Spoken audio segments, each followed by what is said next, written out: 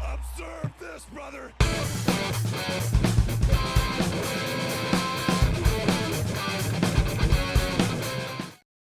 All right, we're back with Observe This. The last time we left you was right before we were going to get into WrestleMania 5 and Clash of the Champions, Ragin' Cajun, which Dave called Super Sunday Part 2.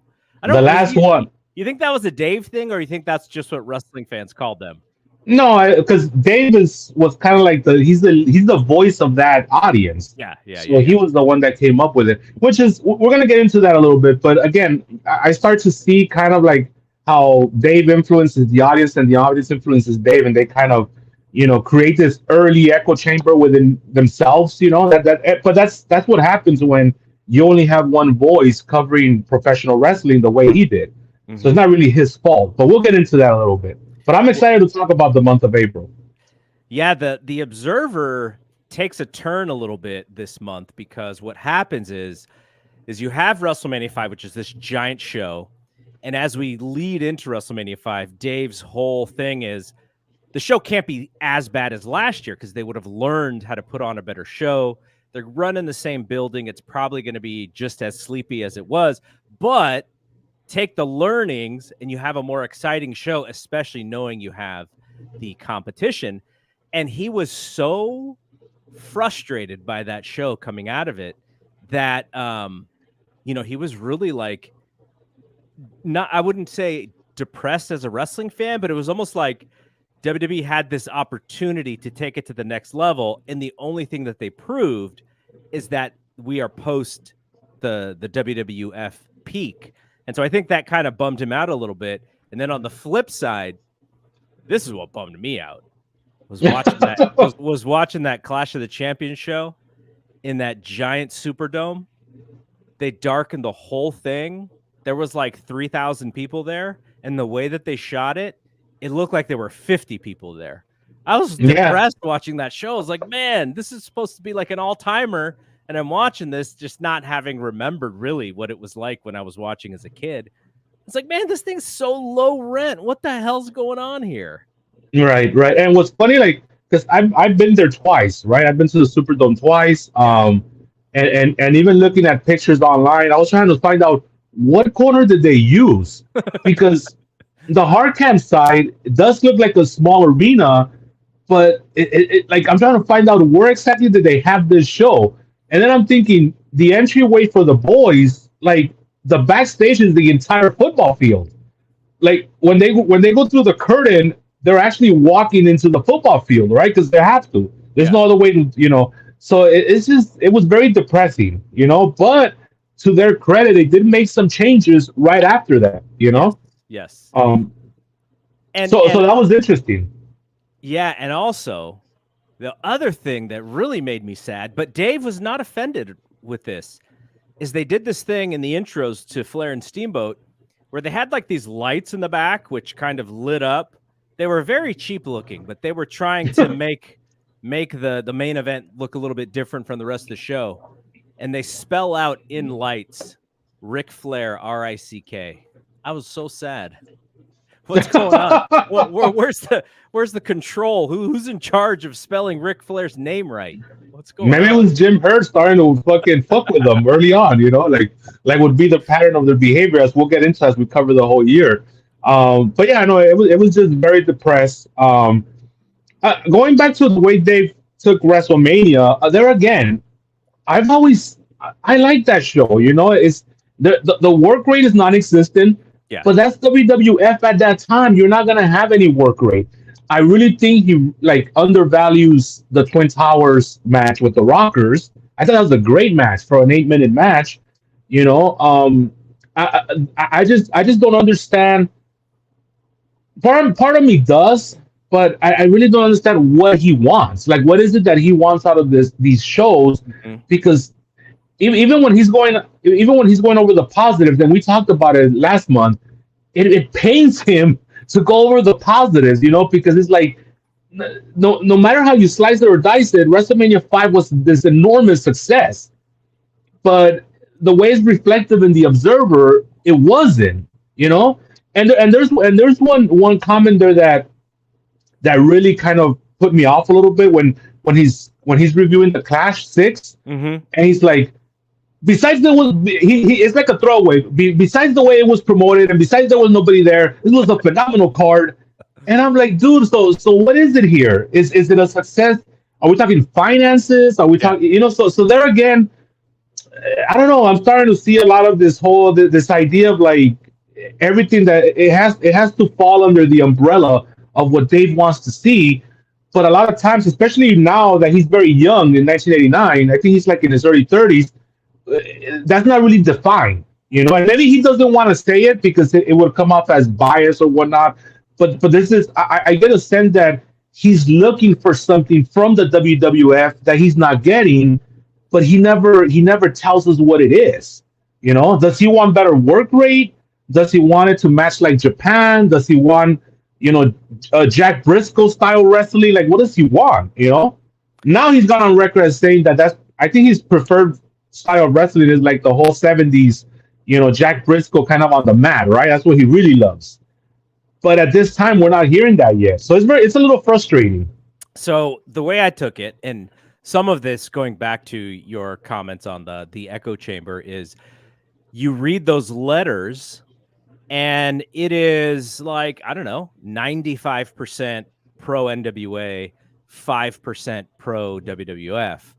And so that's just his audience, right? Like the audience that WWF and even today WWE creates is a less hardcore wrestling fan and a more entertainment, big stars who can kind of pop in and pop out when they want. They do have their hardcore fan base, but that is not what they're reliant on necessarily. Those people kind of come in and come out. And Right. I think that is sort of anti what Dave and his readership is about. Like they want to salivate at the next NWA card. Like, I can't wait to see this. Why doesn't it work this way? Why isn't pro wrestling looked at as like a real sport? Why isn't it booked like the NFL or whatever? And so you have this idea of Vince, he's does it in sort of a bigger than life way, but it's on the back of Hogan. Mm-hmm. And the NWA is like a bunch of people trying to put something together that works because they have some pretty good wrestlers, but ultimately just looks so Mickey Mouse in comparison. So if you're an NWA fan, and I saw so many parallels to AEW while I was reading this month of issues. If you're an AEW fan, what you look at or what you look for is you look for what you like. And for a lot of them, it's just literally in-ring. And for me, I'm like, I've seen 1,000 great matches. I want to see stars and really important stories and bigger than life people kind of combined with those really good matches. But an AEW hardcore fan will sort of overlook some of the small things just because they're already fulfilled with the work rate. And I see that in this NWA product, this Jim Crockett product, is the fans are talking themselves into, well, this thing doesn't really work, but for me, I don't care about that anyways. And thus you basically you enjoy it because you want to enjoy it, and all the excuses for not enjoying it, you just kind of push those away. Right. No, all very valid points that you're bringing up. I also think there's a dash of like just connecting to something, right? It's like our favorite teams. Like I'm wearing the Dodgers, you're wearing the Giants. It's like once we connect to a team, AEW, WWE, our ego gets attached to that, right? It starts to hold on to it, and then the more that we challenge it, the more we squeeze on and hold on. So eventually, logic goes out the window, again, I really believe that there is a good balance there, right? There is a good balance to say this is WWE strength, this is AEW strengths. As a wrestling fan, I'm just going to enjoy both because they're both giving me something. Now, I will say that because I grew up in an era of the WWF, which is I was pretty much consuming that diet that Vince was giving me, I do enjoy that, like that variety aspect of it, right? Because that's what I grew up on. But even when I was going to PWG regularly, like that, we talked about last month, it just gave me a headache. You Yeah. know, in part because I wasn't sober half the time, but in, but in part because it's just big match after big match after big match with all these high spots. There is a psychology to that. I mean, and I think when we've seen the experiments, whether on purpose or not, you do retain a show better when it peaks at the main event instead of just going balls to the wall in every match. Um, and again, there's fan bases for both. To me, I'm just thinking, why is one better than the other when they could just live in the same world? That's been my entire argument with the people online. Is like, why are we? Well, and I get it because that's your team, But still, let's practice the acceptance of they could both coexist in the same world, and at the same time challenge that. That's why I don't like echo chambers because nobody ever gets challenged. You just recycle the same information and you validate that information, right? So it's like AEW is the best product, but if nobody ever challenges that, then nobody will ever appreciate what the WWE has to offer, and vice versa. So I think in this situation with WrestleMania and NWA, they both had their strengths and their weaknesses. And to me, it's like, yeah, you had one of the greatest main events of all time with the Clash 6, but the production level at WrestleMania 5 was second to none, And as me and you have talked about, because again, we're going through this with AEW now, when production values are top notch, as a casual, it's so much easier to sit through a show. It doesn't have that depressed feeling around it. So I felt like Dave was very, very hard. And I think sometimes too we have to ourselves, right? Like not just with the Wrestling Observer, but also just in anything in life. We need to be able to critically think through the information that we're getting. For example, Dave is a human being, and as any human being, he's gonna have favorites, right? Yep. It stands to reason that it's human nature to have favorites.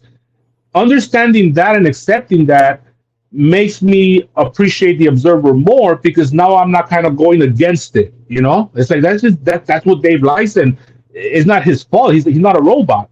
So I think sometimes we also have to use our critical thinking skills and be able to just on our own come up with these conclusions so that we could enjoy these things more instead of kind of going against the grind. The other thing about it is, and again, this is another thing with AEW. Why do we critique AEW more than we critique WWE? Well, it's because WWE is just uber successful. So we could critique WWE and say, yeah, this sucks, and this sucks. And WWE can just go, well, just look at the scoreboard. Like we're winning, right? But AEW, they have so much room for growth possibility that you just want to see them get there. And it's like, okay, well, how do they get there? Well, I don't know. I'm not the booker, but I have my ideas on what I've seen, what we've learned in the past, what we've seen in our lifetime of wrestling and our knowledge of the business. And so you kind of look at it that way. But we don't really do that with WWE right now. But we did like 6 years ago when they were struggling. That's all we did was we just talked about how they could improve. So AEW fans, I know they probably think that people pick on the product.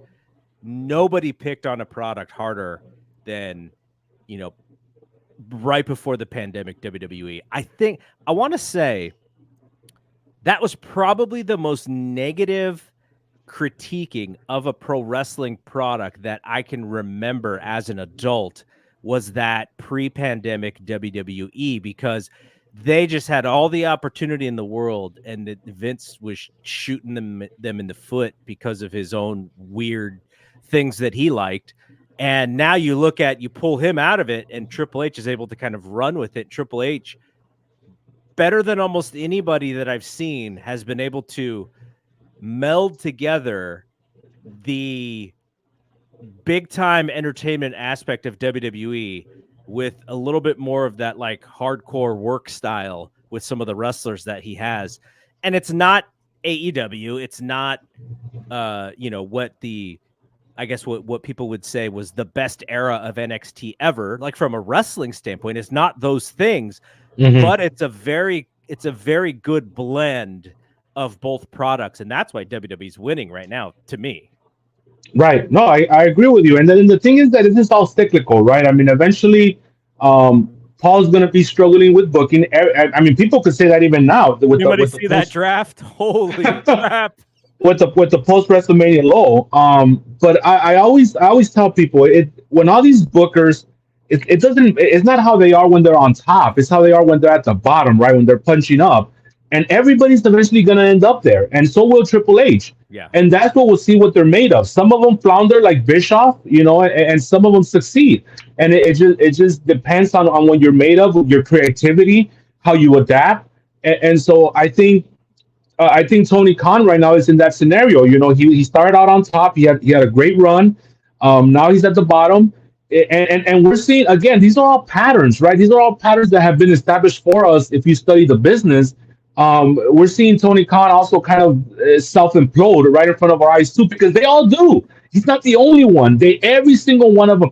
Dana White has, Vince has, everybody. Paul Heyman, yeah, everybody does, because think about the pressure that they're under. Yep. And people don't understand that when you're the top of a company, it's not just about you. There's other mouths that you're feeding. There's the pride of your company. There's all these things that are really messing with your head. And when you're sinking, you start to open every door. And sometimes you're gonna look like a fool, and sometimes you're gonna make a good decision.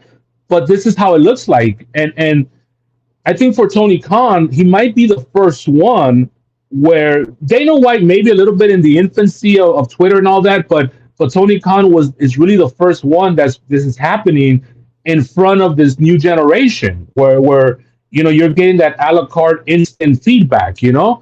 And he reads all of it. Like he's a cage match, show and match rating guy. That's who he is. That's who he was before he owned AEW. I think everybody except Vince, I think everybody deep down keeps up with this. Even Triple H, they'll sit there and they'll tell you no, this and that. Especially people in WWE, because they always see like they're everybody's beneath them. But you could tell when somebody keeps up with all these names and what are the happenings, and so I think in general most of these promoters keep up with all this stuff. But I wouldn't want to be in TK's shoes right now, because there's also this tribalism, right, that we've talked about ad nauseum. But now I feel like he's in a situation where he's trapped, because people criticize them for fighting back, right, against WWE. You can't fight back, and then people will criticize them if he disappears. So it's like that's the ultimate gaslighting. Like he's being bullied every day, and he's not allowed to do anything. He's not allowed to make any move, because no matter what move he makes, he's gonna look bad, or he's gonna be criticized for it. And in part, he's got some accountability for that too, because one of the things, to piggyback on something you said earlier, I do definitely believe in the halo effect, right? The halo effect is a proven fact that successful people tend to always get the benefit of the doubt, whether they're right or wrong. There's been a lot of research done on that. And so right now Triple H is very successful, therefore he can't do no wrong, et cetera, et cetera. But when you're in second place, TK's job right now is to step up and try his best to kind of be likable, and he's not doing that. He's an interesting personality to be likable too, because I think in some aspects, like if you get to know him, like I've had at least 3 or 4, maybe even 5 conversations with him, I find him to be, when he's not promoting wrestling, he is a pleasant human, like just a very nice guy. When he's promoting wrestling, he falls into a lot of the same tropes that we get to hear in his press conference, where he will not answer a question and turn it into an opportunity to promote something that you're not even asking him about. But at the same time, so it's not only about being nice, it's also about being cool in public and being charming, and that's what I meant by being nice. Yeah, and he's not a charming human, at least from his maybe he needs to go to take some media classes or something. But that aspect is where you're talking about with the bullying, because he's got the wacky haircut, which is really he's just got curly hair. Like that's just what his hair is. He's not clean shaven. When people will play videos of him and they'll catch him blinking and like have like a weird face, and it's like, well, he's not making these faces on purpose. Like you're setting him up to do that, and you're putting it online. And that's the unfortunate thing, because those people are just looking to make fun, or because they have their own issues with self-esteem and such, where they're projecting, like I talked about. yeah, He's so easy to project onto, and exactly. and to me, he's reflective of what a lot of people fear. Right? Is a lot of people fear going out there in public and being awkward, right? And he's such an easy target to project that fear onto, and that's why he gets so much hate, and so I think that's really unfair because we don't know how he's taking it, Yeah, and exactly. and to me, like we already saw a little example of that when he did this angle with the Young Bucks and with Jack Perry. He didn't even talk because No. he knows that people mock that, and he knows that he doesn't have he's not very a fluent talker when it comes to promos. He's very awkward. So now he didn't even talk, and so that was the first time where I noticed was like, damn, they're getting to him because especially if this angle continues, he's gonna have to cut a promo, Yeah. And so I think it's sad that they're not allowing him to experiment with his character, you know. Well, Um, honestly, some of that probably has to do with the fact that they just hot-shotted the shit out of it, because I thought that there was a really good story in there with Jack coming back and the Bucks leaning into that character. But I would have rather them tell it in 3 episodes of Dynamite so we actually see the layers of it. But instead, it just all happened on one show. And it was like, nope, we're throwing it all out right now. This is what you're going to get. So unfortunately, that's the way that they did it. But we are often going to circle back to AEW and WWE when we mhm. do these shows, because again, Crockett against Titan, as Dave likes to call it, so many parallels. So we'll come back because we're going to take some questions that you have from your Facebook group at Yes. the end here, and we'll bring it sort of back to modern wrestling. But let's get through some of this stuff. Overall, what were your memories, I guess? What were your biggest memories of first the Clash, and then we'll talk about Mania after that? Well, the Clash was interesting because I remember getting bored with the Ric Flair Ricky Steamboat match because at that time I would have been like 8 years old or something. Yeah, Yeah, I was we 8. never saw long matches like that. Never. Right. So I remember being very bored with it. I saw it at a friend's house, and they were teasing Lex Luger, which I was a fan of at that time, and we never got to see him. Yeah. You know what I'm saying? So, Yeah. um, Him or but Sting. They just weren't on the show. yes, which is bad booking because those were your young guys that you wanted to Yeah. promote on this big night. We didn't need to see Junkyard Dog and Butch Reed. Right. That they could have kept that for the house, but on TV you didn't need to promote that. For what house? There was no house. There Well, was for what they had hoped to be, or at least what George Scott had thought maybe was they're gonna all just come at the last minute or something. before he got his walking papers. Yes. But I do remember that. Yeah, it was all about just having conversations with my friends. That was one of those shows where it was on in the background. Because I didn't have cable at that time, but my neighbors did, and we would all go to my neighbor's house and we'd just watch these shows. Yeah. But that wasn't a show. See, there was some shows where we're all sitting down like Indian style, and we're all like just Yeah. all enthralled. But not this one wasn't one of them. It was just in the background. And then later on, as I got older, I rewatched it when I was tape trading. Because one of my first goals was to get all the clashes. And I remember I was disappointed by the Midnight versus the Samoans match because I thought I had seen better matches with them. Mm-hmm. Which, by the way, was the Midnight Swan Song, I believe. That would have been for them. And then later on, as the myth of the Steamboat Flair trilogy grew, I went back to watch this one, and I don't think this one was as good as the first one or the third one. I mean, I enjoyed it. It's great. I love how the first fall they play off of the finish of the one in Chicago. Yes. And that popped me, and that was the first time, and actually it might have been the only time, other than Tanahashi and Okada, their series later on, where it was like every match was a sequel to the previous match, Okada and Omega tried to do it as well, but they just they had 4 in a matter of a couple years. Right, and so if they rewarded the fan base that really remembered the previous match by adding spots, whether it be counters to something important to the previous match, or even finishes, and then they would add a little something extra, and you're like, wow, so you'll mark out for that. So that's where you have like that in-ring storytelling.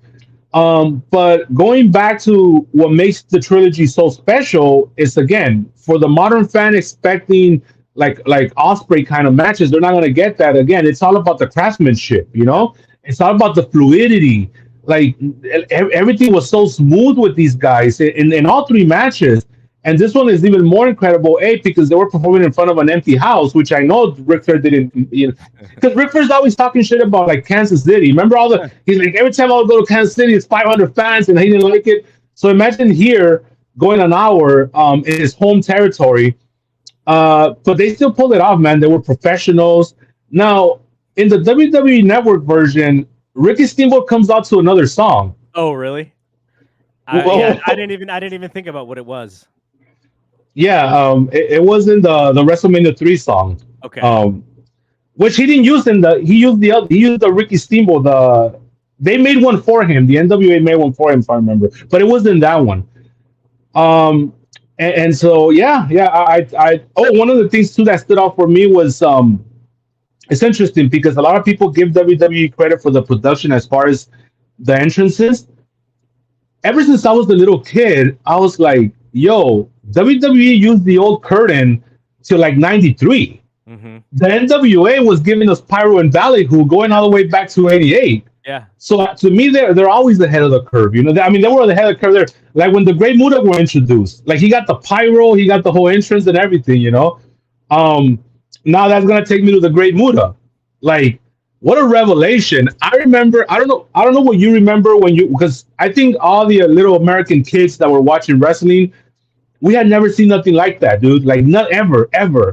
And here's the Great Muta, who was supposed to be the Great Kabuki's son, which is all bullshit. And actually, before he got to the NWA, the previous territories, because they wanted him to work like Kabuki, wouldn't let him do all the acrobatic stuff, right? And so he got over, but not as much as he could. But here, I don't know if it was the new regime or whatever. They like, do whatever you got to do, and he goes out there, bro, and he just steals the whole fucking show. What was the line in the Observer? Because Keiji Muto worked as the Black Ninja or something like that. I think it was Super Ninja. Super Ninja, yeah, he worked as Super Ninja before coming to the to the Crockett territory, and Dave said that they wanted him to wrestle heel, which meant not doing his acrobatic moves because they didn't think fans would cheer a Japanese guy. Right. Oh, there was a lot of racism. In 1989, that's many years post World War II, so that's really interesting. It makes sense with the 35 years in hindsight of like, okay, because you think about from now and World War II, and then in World War II, you could still play off of those stereotypes. You can't play off of those stereotypes today, but it sort of made sense. I was like, okay, at first I was like offended, and then I was like, I get it. Like wrestling is still heavily playing off of stereotypes at this point. But Gary, let me ask you this, and this is gonna kind of blow your mind a little bit because I can't remember of anyone since before Shinsuke Nakamura. What Japanese wrestler came into the territory as a babyface? Like, I can't think of anyone. Even going into the 90s, and even the 2000s, it was. I can't. If somebody could think of someone, please put it in the chat or message us somehow, because I cannot think of any foreign Japanese wrestler who came in as a straight baby face, and I think a lot of these beliefs they were validated by the promoters, I mean, this whole idea, well, Keiji Muto can't come in as a baby face because the fans are gonna boo them. Well, who's saying that? Who's making that real? Is the promoters, white right? Guys, yeah, white dudes. Exactly. And so this whole racism has been going on even to this day. Like there's still this idea that foreign wrestlers can't get over as baby faces. And so here was Keiji Muto saying, "Fuck it, I'm gonna do it on my own." Then and again, what did pop me was that when he does the handspring elbow, Michael Hayes called it a handspring elbow. And I'm like, yo, like that's the first time you're probably seeing that. How did he? Yeah, Or maybe he called it that, and then everybody adopted it. And maybe. I don't know. I don't know, but that popped me because he was like, "That's a handspring elbow by Great Buddha." He's doing the moonsault. You know, the moonsault was already known, but it was that blocky moonsault. You know, Yeah. where the wrestler stands and catches them. That's It what they would wasn't the call it, right? They called it like the moonsault block, or they called it something yeah. like that. Yeah, yeah, yeah. Yeah, That Chavo was Guerrero Chavo. Jr. Yeah, Supposedly, who knows what who yeah. knows what the truth is with that guy. And so, but this is the first time that we're seeing the wrestler being prone, right? And then he does the moonsault on top of them, which completely destroyed his knees Yeah. by like 92. But that's the whole story for another day. Well, Um, and then even he's doing all these moves, but he's still booked as a heel in his entire run with Crockett. Yeah, so what happened is that by late in the year, and we'll get to it, Hmm. the fans turned him, bro. He's a heel. He's feuding with Sting, but he's getting cheered 50%. And then I think what happens is that New Japan is like, fuck that, we got a gold mine here, and by 90 they just yank him, and then he becomes a legend in Japan. You know. So that's the story, and as we're going through, we'll talk a little more about him because he becomes more of a big deal because he gets implemented into the main event scene in the second half of the year. So just a couple of notes about this show. So we mentioned George Scott. He's hired as the booker only a few weeks earlier, and he's almost immediately let go because he doesn't even promote this show because he thinks promoting a television show will hurt the houses for the shows before this television show. So he decides like we're not even going to mention that there's a Clash of the Champions. It's going to be like it's going to be a secret until the very end. So you kill the house because no one even knows that tickets are on Nobody sale. knew. And B, your television audience knows that this WrestleMania thing has this specific date. They've known it for 2 months, but you don't even tell your TV audience until very late in the game. And I'll have a fun little note for you that you read, but I'll read it for the listeners about that very thing, about the replays for that show. And I just found it fascinating. So, this guy who comes in and he's this old school guy and he's going to save the thing. And we got Dusty out of there and he just makes it worse. And they immediately get rid of him. And so coming out of this show, coming out of this Clash of Champions, it is Eddie Gilbert, Kevin Sullivan, Ric Flair, Jim Ross, Jim Hurt, and Jim Barnett. I think we mentioned this at the tail end of last week. The committee, yeah. Last month of the committee. But the key influence being Eddie Gilbert, Sullivan, and Jimbo Ross. The Cowboy, Bill Watts, was the first choice, but he has a meeting with Jim Herd, which doesn't really go well. So thus they have this committee. My quick thoughts on Flair and Steamboat. I like this match a little bit more than the Chicago match, but the thing that I found fascinating was Terry Funk's commentary. Because Terry Funk, now I will say, I watched this not too far off from when I watched Ospreay and Bryan Danielson. So it just in context, like I saw those two matches, within a few days of each other.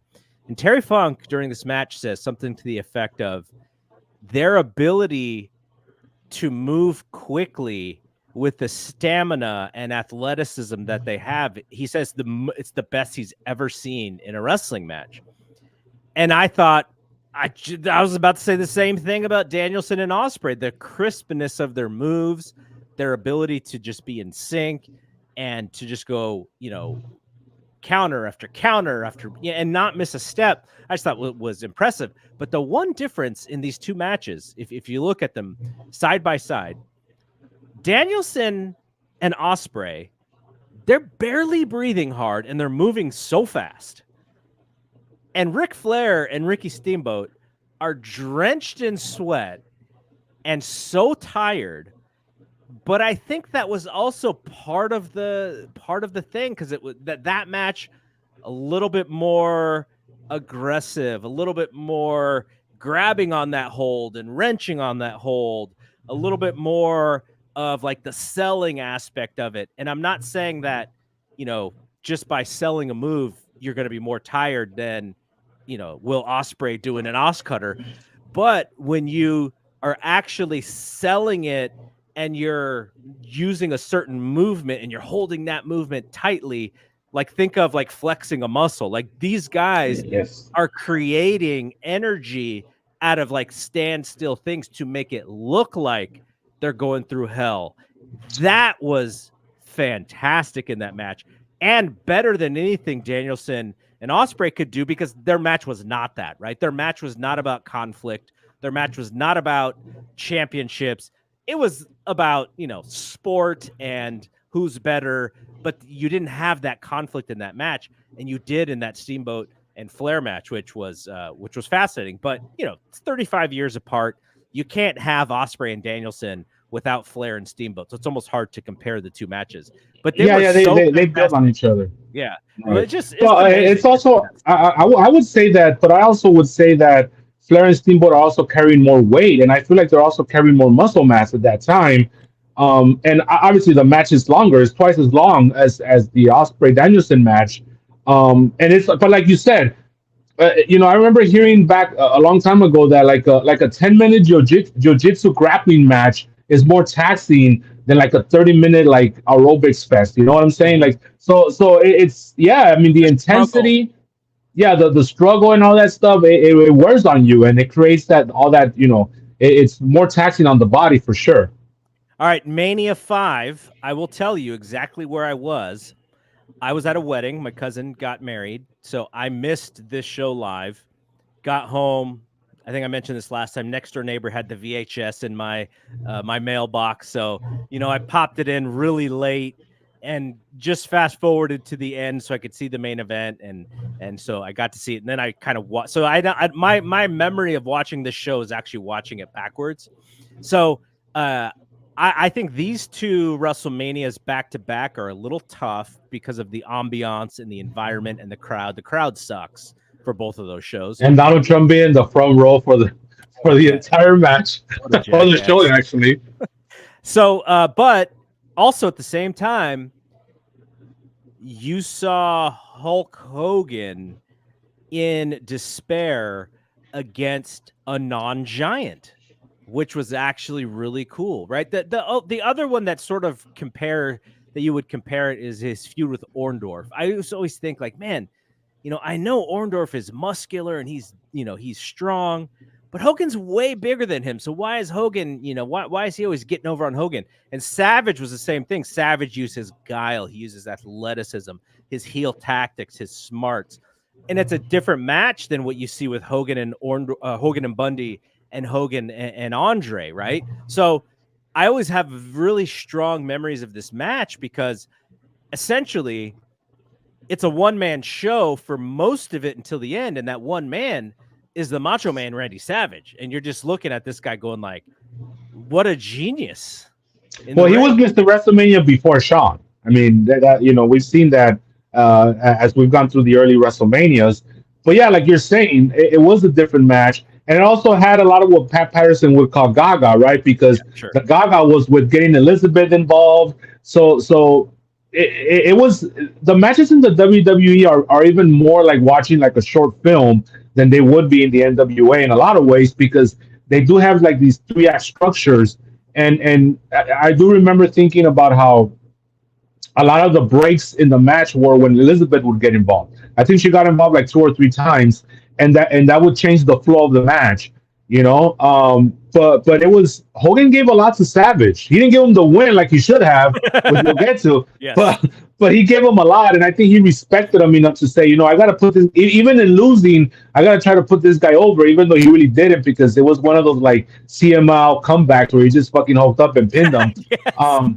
But I don't know. I have good memories of the entire show. Again, this is one of those Coliseum videos that I probably saw 100 times, because what would happen is that when I was a kid, and again, I didn't have no access to pay-per-view, so I would go to the video store and check out the latest pay-per-view, which was always like 2 months behind. Yeah. So say I was waiting for SummerSlam '89, and back in the day before Blockbuster, the mom and pop video store only had 1 or 2 copies. Yeah. So if you didn't get there early enough, you were fucked. So I would get there to get my SummerSlam '89, and somebody had rented it. So I was like, well, let me rent WrestleMania 5 again. Yeah. I'll watch that. So that, it came to the point where I watched it, like, realistically, like maybe 10, 15 times. So I knew this show like the back of my hand. It's a fun show. Um, Now it's interesting because, like, for example, with Mr. Perfect and the Blue Blazer, you would think that match would be promoted as this dream match, right? But Dave doesn't really get excited for it, even in the build-up, you know. And I like how Jesse Ventura is like, well, Jesse Ventura makes this marky remark about how, like, this is for the smart marks, but he doesn't say it like that. I forget what he says, but that was a big letdown. And I almost feel like Owen was a little nervous because you could tell just in the way he was moving, and so was Kurt Hennig actually, because he almost trips on the way down to the ring. And so as far as I remember liking that. I remember within the circle of my friends, the big story of WrestleMania 5 was Rick Rude defeating the Ultimate Warrior. Everybody was talking about that the next day because that's something you didn't really see, you know? And Rick Rude winning, defeating the Ultimate Warrior, who at this time was building up steam as being the number 2 babyface, or even being the number 1 babyface in the company. I'll never forget how much of a talking point that was with my classmates the next day. But everything else, yeah, I mean, it's just by the number stuff. But like I said, I really like the Twin Towers versus the Rockers. I like Hercules versus Hawk, who, even though it had a lot of heat and it had that fuck finish. But other than that, it was like it's just an easy show for me to watch, you know. It also has that cartoon aspect to it, which is always, it just feels safe, you know. It feels very safe and easy, very non-threatening. So it's always just it's good background music for me. Outside of Trump, did they have any celebrities on this show? No, because Rockin' Robin fumbled her way through the. Oh man. She was so nervous. That's the thing that I'll never forget. She was so nervous. So here's what's interesting about it, and we're gonna get to Sherry in a second because Dark Side of the Ring just did a Sherry Martel episode. Yeah. Pre WrestleMania, they did a face-off with Robin and Sherry, but they didn't have a match. Right. I think this was because in that aforementioned. Have you seen that episode of the Sherry one? Yes. Okay, so in that aforementioned episode, they do bring up the point where Vince gave up on the women's division. Yes. And I believe it was during this time because they switched Sherry over to be with Randy. Right. And then Rockin' Robin was gone at that point. You know, this was kind of her last hurrah with the WWF. So that's probably what happened. Vince just said, you know what, fuck it, this ain't working. Because if you notice, every pay-per-view before that, he always had a women's match on. Mm-hmm. You know, he had one at the Royal Rumble, the Survivor Series, etc. So yeah, and this one it was like, I'm not gonna, even the Jumping Bomb Angels are gone at this point. And they were doing some crazy shit, like Keiji Muto was at that time, you know? Yeah, so I guess the women's champion doesn't come back until 94? Is that when Medusa comes over? Yeah, 94-ish. Yeah. So yeah. And then I guess Iced again 95. Yeah, they go like a whole 4 or 5 years without having a women's championship. Okay, so you actually teased this already. The finish of Hogan and Savage. Dave Meltzer has said, and he was even saying, he has a meltdown, by the way. He was saying before this show, the better finish is to have Savage Screwjob Hogan. And the reason why he was not down on that is because every WrestleMania has had a clean finish. So the fans will be enraged that Hogan didn't win. And then what you do is your post-Mania house shows are all sold out just because you want to see Hogan get his revenge. And then eventually he can win the title at SummerSlam, or you go all the way to WrestleMania 6. Now, the one thing he did say in why they might not do it is Hogan's got to promote this movie. So do you want Hogan to promote this movie without the title, or do you want him to promote this movie with the title? So that was probably, and I don't know if Vince even thought about having Hogan not win this match. Probably not. He probably didn't think about it too much. But if you were thinking that Randy Savage should win this match and still be the champion, the one argument is, well, what about No Holds Barred, which is coming out in a couple months? Yeah, but the argument against that is still Randy Savage was drawing all over the country. And that was, and even Dave brought it up, like it wasn't like he was gonna drop, like he was gonna lose to a champion that wasn't, drawing money. Savage was over. And to Dave's point, Savage was over just almost as much as Hogan, when they would split him up.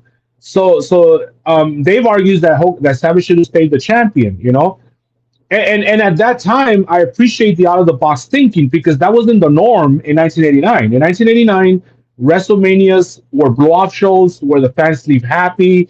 They hadn't done a heel win ever up to that. It actually took till WrestleMania 2000 to Triple H. That was the very first heel champion. And look we're talking at that point, 15 years had gone by. Yep. So the rule of the land for WWF was always Hogan must pose and fans go home happy. Yes. And that was it. And like you said, I think Vince didn't even think about it. Vince just he has this weird fucking rules that we all know about, and he just follows them. He's very rigid. And in this case, it was like, I know Savage is over. I know he's drawing money, but it's WrestleMania. Hogan, he must pose. And on top of that, he's got a movie coming out. So, Yeah, absolutely. The other argument for why Savage should win the title is your A show and your B show on the houses will both sell like crazy. You got Hogan and Bossman running on the one side, and you got Savage and Bad News Brown running on the other side. So, that's another reason. You just make more money doing it that way because you have two hot commodities, and then eventually they face each other again. All right. Well, I have a question for you, and I want you to just use your knowledge of that time. Yes. You don't have to look up the roster or anything, because Bad News and Savage, you can't say Bad News because they had already run through that program before. They did. So okay. So let's say Savage retains Hogan. I'm gonna put the gauntlet for both because Hogan and Bossman already had their blow off in the cage around the country. Who do you put with Hogan, and who do you put with Savage post WrestleMania? Remember, Savage is the champion. So it has to be a contender that's going to be prepped for him to defend the title against. Well, they didn't really set anything up. So it's almost like the first one's easy. I would go with Warrior. Savage Warrior. Okay. What about Hogan? No, but you're right, except now you're backwards booking the guy who lost the Intercontinental Championship into the title match, right? Like that's what we would say today if we were making fun of current booking. Because I would have said the same thing. But then Warrior just lost his title, so he's actually falling forward. And this is the problem to me. This is my problem with Triple H's booking of WrestleMania is you cannot tell me that Cody Rhodes and AJ Styles is like, if you've been setting this thing up for 2 years and you got all the layers of this story, your number one main event for Cody as his first title defense cannot be AJ Styles. There's just no way. I hated that so bad. I hated that. Even if it would have been LA Knight, I would have said the same thing. They had nobody. There was no teases for anything coming out of that title win, and I think that was a big problem. But at the very least, using the sports analogies, LA Knight had some kind of momentum. I don't like when they do this because I feel like it's a little disrespectful to the audience because, I'm always thinking like a wrestling promoter, and the wrestling promoter is like, fuck it, we got them. We got their money. We're hot. They'll take whatever we fucking feed them. That's how they see it. So whenever I see stuff like this, it really bothers me because it's like you're disrespecting me by not even offering something that makes sense because you think that I'm going to come and just take whatever you give me. Like, had AJ been the one that was picked, why did he win at WrestleMania? Or why did he lose that WrestleMania? I should say. Right. Had LA Knight win, right, and then LA Knight wins again this fucking tournament. They have more tournaments than CML now as well. It's for both companies actually. It's very frustrating. Tournaments to me are always going to be lazy booking, especially when you're trying to determine a number one contender or worse yet, a champion. And so minimum you could have done that. But I feel like they weren't even thinking about this. And then on the other brand, I'm never gonna respect that Daniel Cormier title, bro. I'm sorry, I can't do it. like this is like, and I was talking to Danny last night, and I was like, that's the second place champion, bro. Like what the? So Cody Rhodes, in theory, even though I think they already officially eliminated one, he's got the two valuable world titles, the Universal and the World title. So at best, the Damian Priest title is the third place champion. Um, I know it's never gonna get over with me. I know Seth Rollins tried. He was the workings champion, whatever. I don't like that title. Anyways, so this is kind of like a throwaway show. This show in France, you Yeah. know. Yeah. I was gonna ask you one thing. What do you think about Triple H about his strategy of giving us 5 to 6 matches per pay per view? Do you like it? Do you feel ripped off? Do you feel like you don't maybe you don't get your money's worth? Because Okay. that's because I'm not.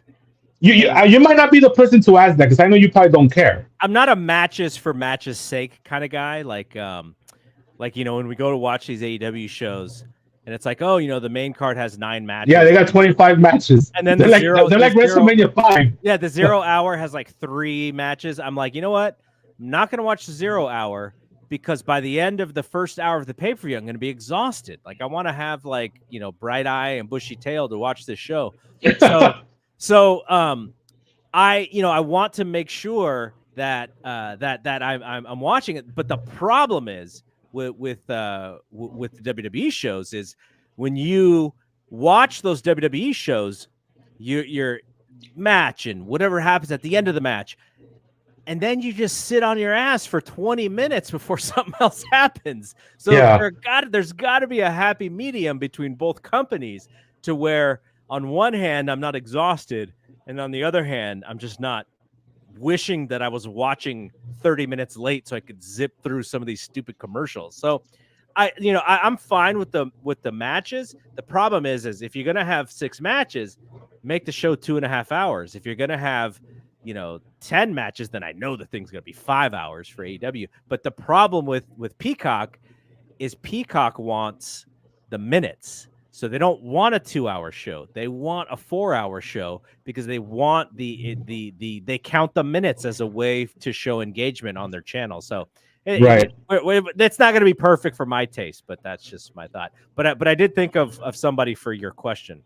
Okay, the problem with Hogan is there's not really anybody set up for Hogan except Savage in rematches. So if Savage was to win that match, they don't have anyone set for Hogan. So you'd have to find out. I mean, they do the Boss Man Steel Cage match on Saturday night's main event not long after. Maybe they put those guys in a cage again. I don't know what they would do. But for Savage, there's 2 people, I think, but they're not that strong. If you would have had Jake beat Andre, that's the one, yeah. You could have put Jake in there. The second one would be Beefcake, but Beefcake is he's kind of a lame number 1 contender because they're gonna go that way post WrestleMania anyways with Savage and Beefcake. Right. And I was thinking also Jim Duggan too, but Jim Duggan is more. They would end up doing that later on in the year when Savage gets demoted. Not after that booger, not after the booger in his nose, dude. The booger. Yeah, him and Owen Hart, right? Owen Hart had the snot in his mouth. Let me see. Another thing that was interesting was how I didn't know that Honky Tonk Man was going to get fired because he didn't want to put over the Hart Foundation. Yeah, that was news to me, and to me, it's like, I don't know, man. This is a year after you lost the Intercontinental title, and you're still over here trying to say you're not going to put people over. It doesn't surprise me that he was gone soon after, Yeah. Very early rhythm and blues before they were called the rhythm and blues. And I guess at that point, he's not Hogan's guy, right? Anymore, so he doesn't have that part, in his back pocket of just being, for whatever reason, Hogan, liked him, at that moment. But whatever. All right, let's fast forward a little bit. So, Dave, using his own analytics at the time, which was just mostly feedback, he surmised the cassettes. Remember I'll never forget that, folks. They used to send him little cassettes that he would get in the mail and he would play because he was like, "Thank you for the cassettes." The cost. Anyways, that was funny to me. Well, my favorite one is he'd put his phone number in and he'd just be like, "But please, no collect calls. Like, you're gonna leave feedback. Just no collect calls." I forgot about that one. So Based on feedback, he believes that there is less interest in pro wrestling in 1989 than there was in 1988. He goes on this long diet, this long uh, just he's just writing about what's wrong with the NWA. It's perceived, and this is where I posted this in my Discord because I was like, man, this was really close to kind of the hill that AEW has to climb. So he writes, the NWA is perceived by the general public as the second-rate wrestling league. It doesn't matter if the wrestling is better in the NWA, and usually it is, but the general public doesn't believe that is the case and doesn't perceive that as being the case. Ric Flair and Ricky Steamboat have put on some of the greatest matches in years and probably as good as a consistent series of matches that have been seen going back an awfully long time, but the public still doesn't perceive it that way because neither of the two is Hulk Hogan. And this is the crux of their problem. And if you go back in history, they do not fix this problem until the actual Hulk Hogan comes to their company. Yeah, that's right. Yeah, and even then, it took a couple years. Right. Yeah, they never do. That's one of the things. When I talk to people about how people try to compare WCW with AEW, and this idea of like, well, WCW was around forever, and I was like, for all intents and purposes, WCW really was only a threat for like 2 years max. Yep. From '96 to like '98, and everything before and after, they were always on the verge of like bankruptcy and collapse. Mm-hmm. So I think younger fans don't understand how little of a threat WCW was to WWF for whatever 14-year run that it had or 12-year run. So that's a misconception, and again, AEW has already, and people don't like to hear this, but they've already surpassed any kind of threat that WCW ever was. Now, AEW has never been number one, but that's because the economics are different and the culture is different. They'll never be number one because of these TV contracts. So that's not even part of the equation anymore. But to me, let's look at the other metrics. Let's look at I would say from about 2019 to around 2022, AEW and WWE were neck and neck in attendance. Even in the 18 to 35 demos. So that's what you look for. And a lot of these anti-AEW, their fucking head explodes when they hear that shit. Yeah. It's like, that's a fact. Like, why you like to pretend that it just never happened? Yes, and Bischoff never accomplished that. Bischoff had two. Now don't get me. He got 2 great years. 1 year they made a profit of, I believe it was $80 million in '98. But A, look at that monumental collapse. And B, you're talking 2 years out of an existence of 12. So it's like, come on. You see, Dwayne is putting together his own Who Killed WCW show. Yeah, and I'm kind of curious about that. What do you think? I kind of wonder why he's doing it, because I get it. He wants to work with those Vice guys because he's probably a fan of Darkseid. And he's a fan of the business, like that, or else he would never. That guy's so busy. But it's so low. Vice is so low level compared to these other channels that you could put it on Peacock. Like you're a board member of WWE now. I know this was involved before he did that, but like, why Vice? Like, I'm watching these dark sides, and I really enjoy most of the dark sides. Not sure about that Chris Colt one, but they were reaching for that one. The ratings are so like they're getting 130,000 people watching these things, and for The Rock, it just seems like after Young Rock didn't do any business whatsoever, like, why would you go to Vice of all places to show your content? It just seems like an interesting play. Well, it could also be that he's burned with the network to the Young Rock thing. Young Rock didn't do much business, so it seems like he might be burned. Because I don't care who you are. These networks are they're gonna follow the money, right? And it's like, Rock, we gave you an outlet. Your show tanked. go to that 4-string Vice over there. They'll throw your little WCW show on. Somebody circled a bullseye on him. By the way, there was a nasty story that came out about him today. Yeah, about him always being late. Yes, it was in Vanity Fair. It was in Vanity Fair. Pissing in bottles because he doesn't have time to go to the bathroom and just handing it to a PA and just be like, take But care. what's wrong with that? Like I don't understand. Like you're working, you know what I'm saying? Like you. I don't understand if if he's literally there, right? And he's like, okay, bam, there's a bottle. But let's say the setup's ready, right? And he's got like 3 minutes to get to set. Hey, gotta go on the bottle. Here it is. That's what they're there for. I don't see any problem with that. I will say this, that Dwayne's reputation in Hollywood every year takes a little more of a hit. Yeah. And we'll see. Nothing surprises me anymore. If he's a fucking complete asshole, it wouldn't surprise me. He comes off as a sweetheart for a lot of the time. That wouldn't surprise me either. Like for example, going back to the territory wrestling show that he did a couple years ago and on Vice as well, that didn't do no business. Going back to his WCW show, the fact that he came back for Mania, the guy just loves wrestling. Yeah. And he doesn't have to do any of this. And yet he finds the time to do it because it's like his hobby, So I don't know, that to me that speaks volumes about him, but he could also be a complete dick too. So who knows? Yeah. So more on where wrestling is in 1980. Let me interrupt you before we move on from WrestleMania, because this is another thing that ever since I was a little kid annoyed me. We already know that WrestleMania 5 was a very bloated show, right? Yes. And yet Jimmy Snuka comes out for no reason. He comes out, he does this thing, and then he leaves. Like, that always bugged me ever since I was a little kid. I don't know why he did that. I was excited, and I'll tell you why.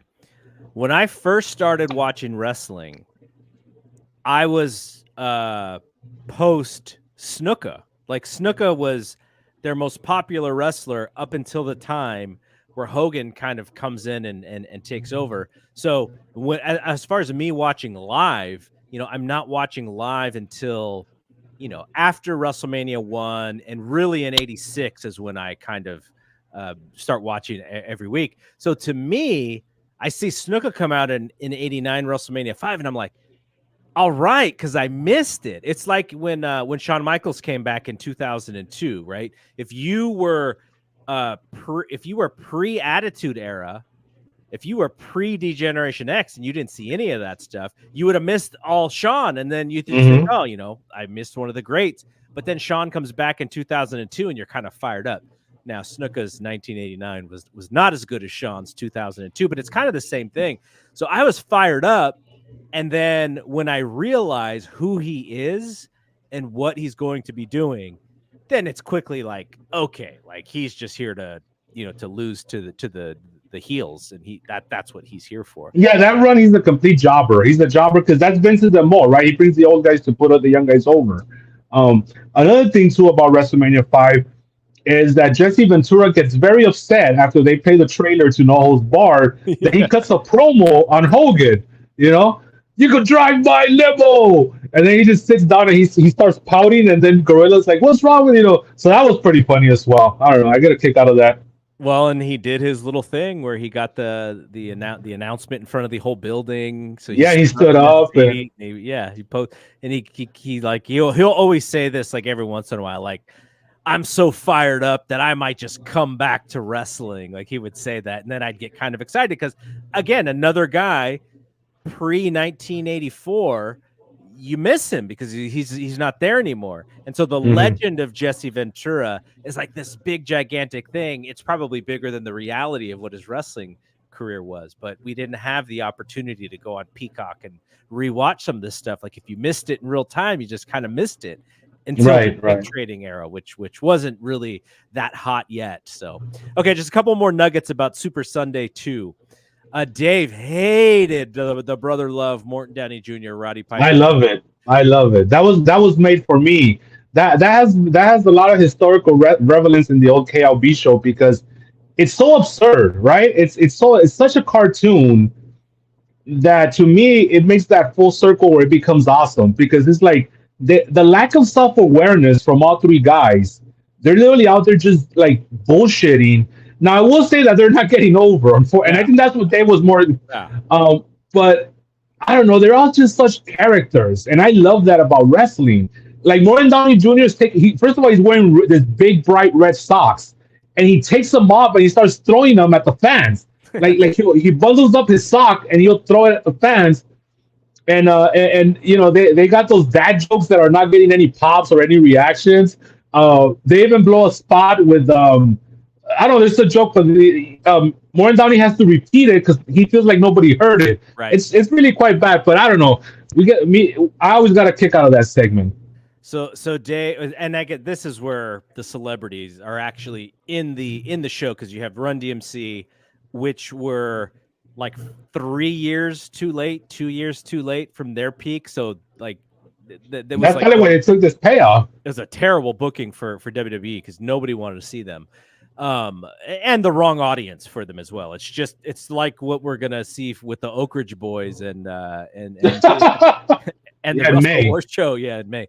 So Dave writes, also the Brother Love Morton Downey Jr. Roddy Piper skit, which everyone was looking forward to, ranked right up there with the Roddy Piper Mr. T boxing match of a few years back as the worst bomb in the history of WrestleManias. So he hated it that much. Now this I laughed at this because so what happens is during the Clash, after the Clash is over, WWF gets a commercial in on the Clash for their 900 number during the show.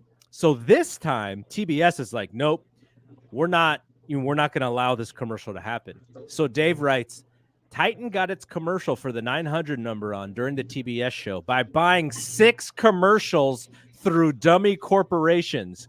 TBS caught 5 of the 6, but 1 slipped through. Yeah, that's funny.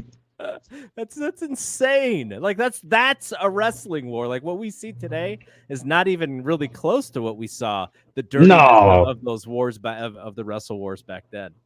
How many times have you seen Dave go through the house show lineups or the pay-per-view lineups, and the WWF has the building before the big pay-per-view for the NWA? Same thing for Nashville. That's so common.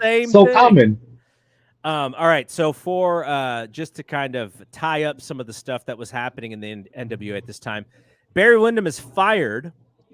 So he's upset because he was not picked for the booking team. Now, why did he want to be on the booking team? Well, if he's on the booking team, he might have an opportunity to book himself into the World Championship picture.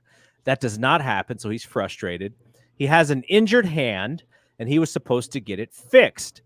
Now, he's fired because Jim Herd doesn't trust him on whether or not he's got the hand injured, whether it's really injured, whether it's going to get fixed, whether he's lying to Jim Herd about why he's been out.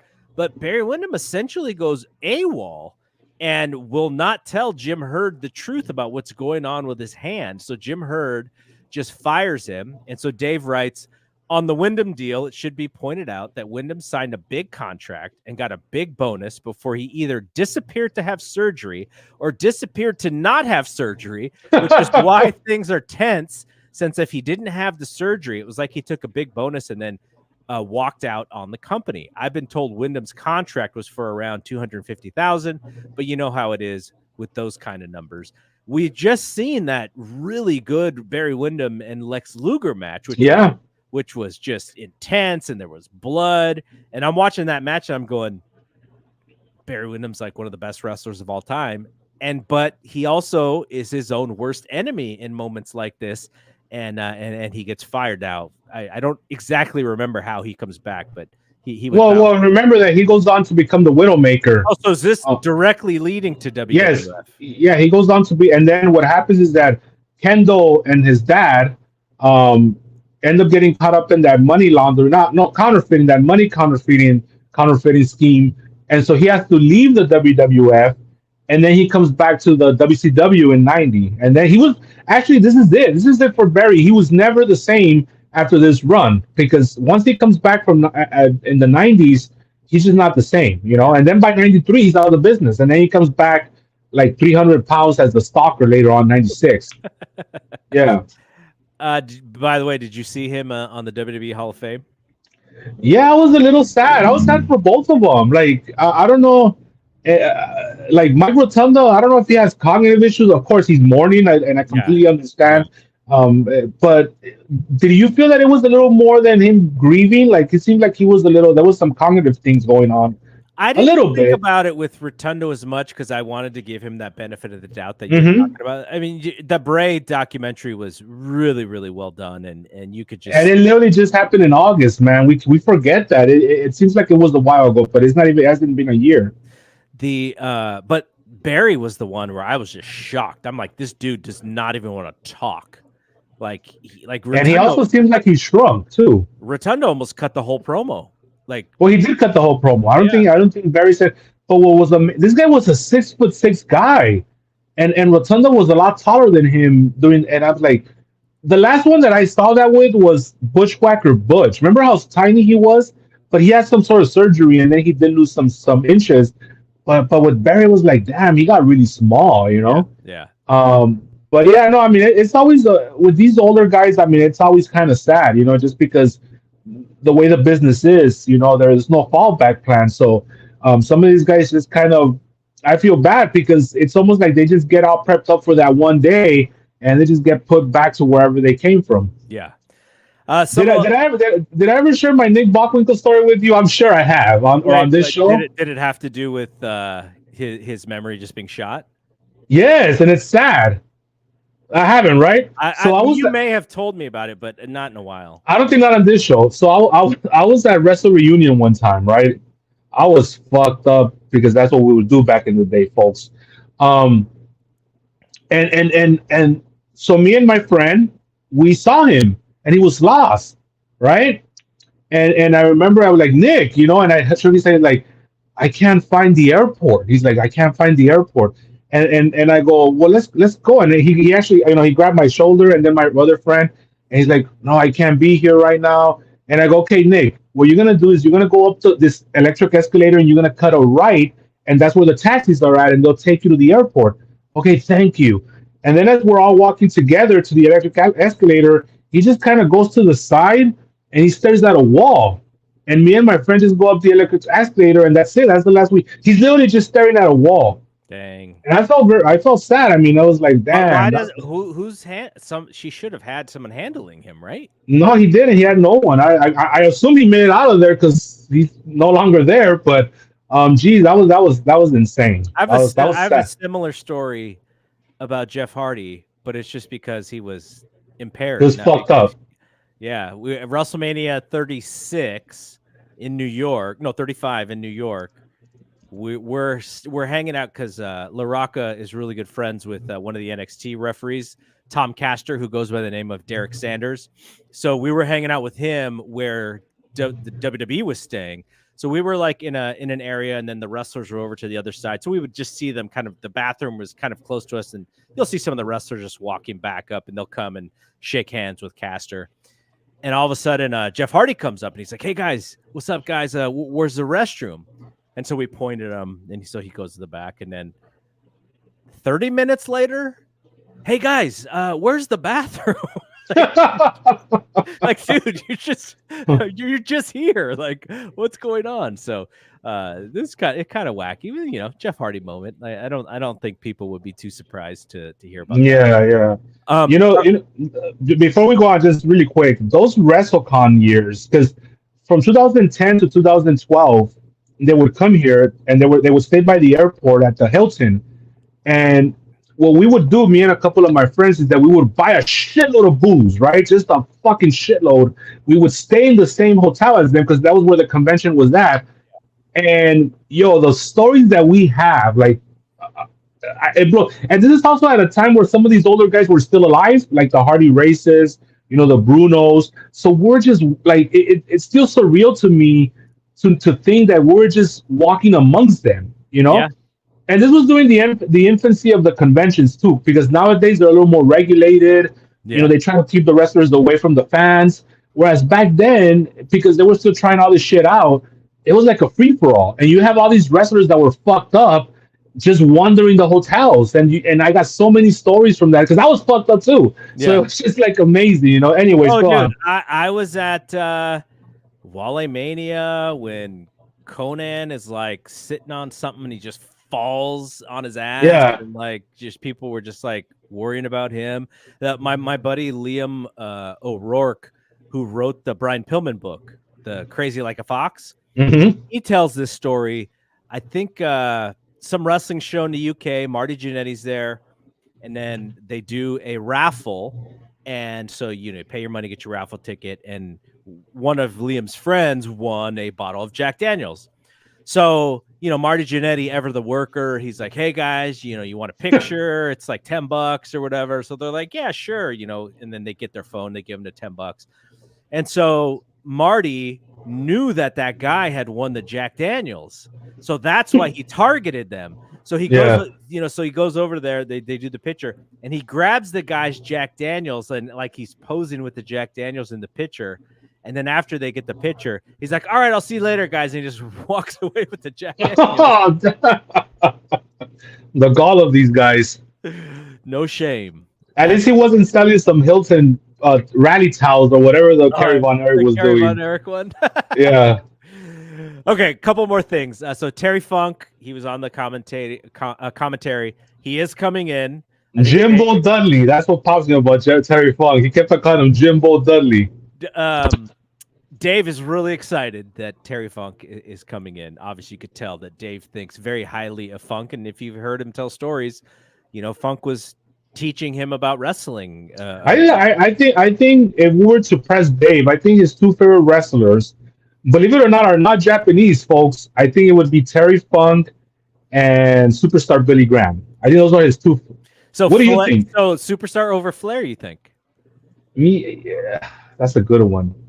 I feel like the Flair era, Dave was already an adult and he was trying to be a professional, but he always talks so highly of Superstar Billy Graham and too. Terry Funk and Brody. Yeah, Brody as well. So, anyways, Sam Mushnick and Paul Bosch and those guys, he gives a lot of credit to teaching him wrestling too.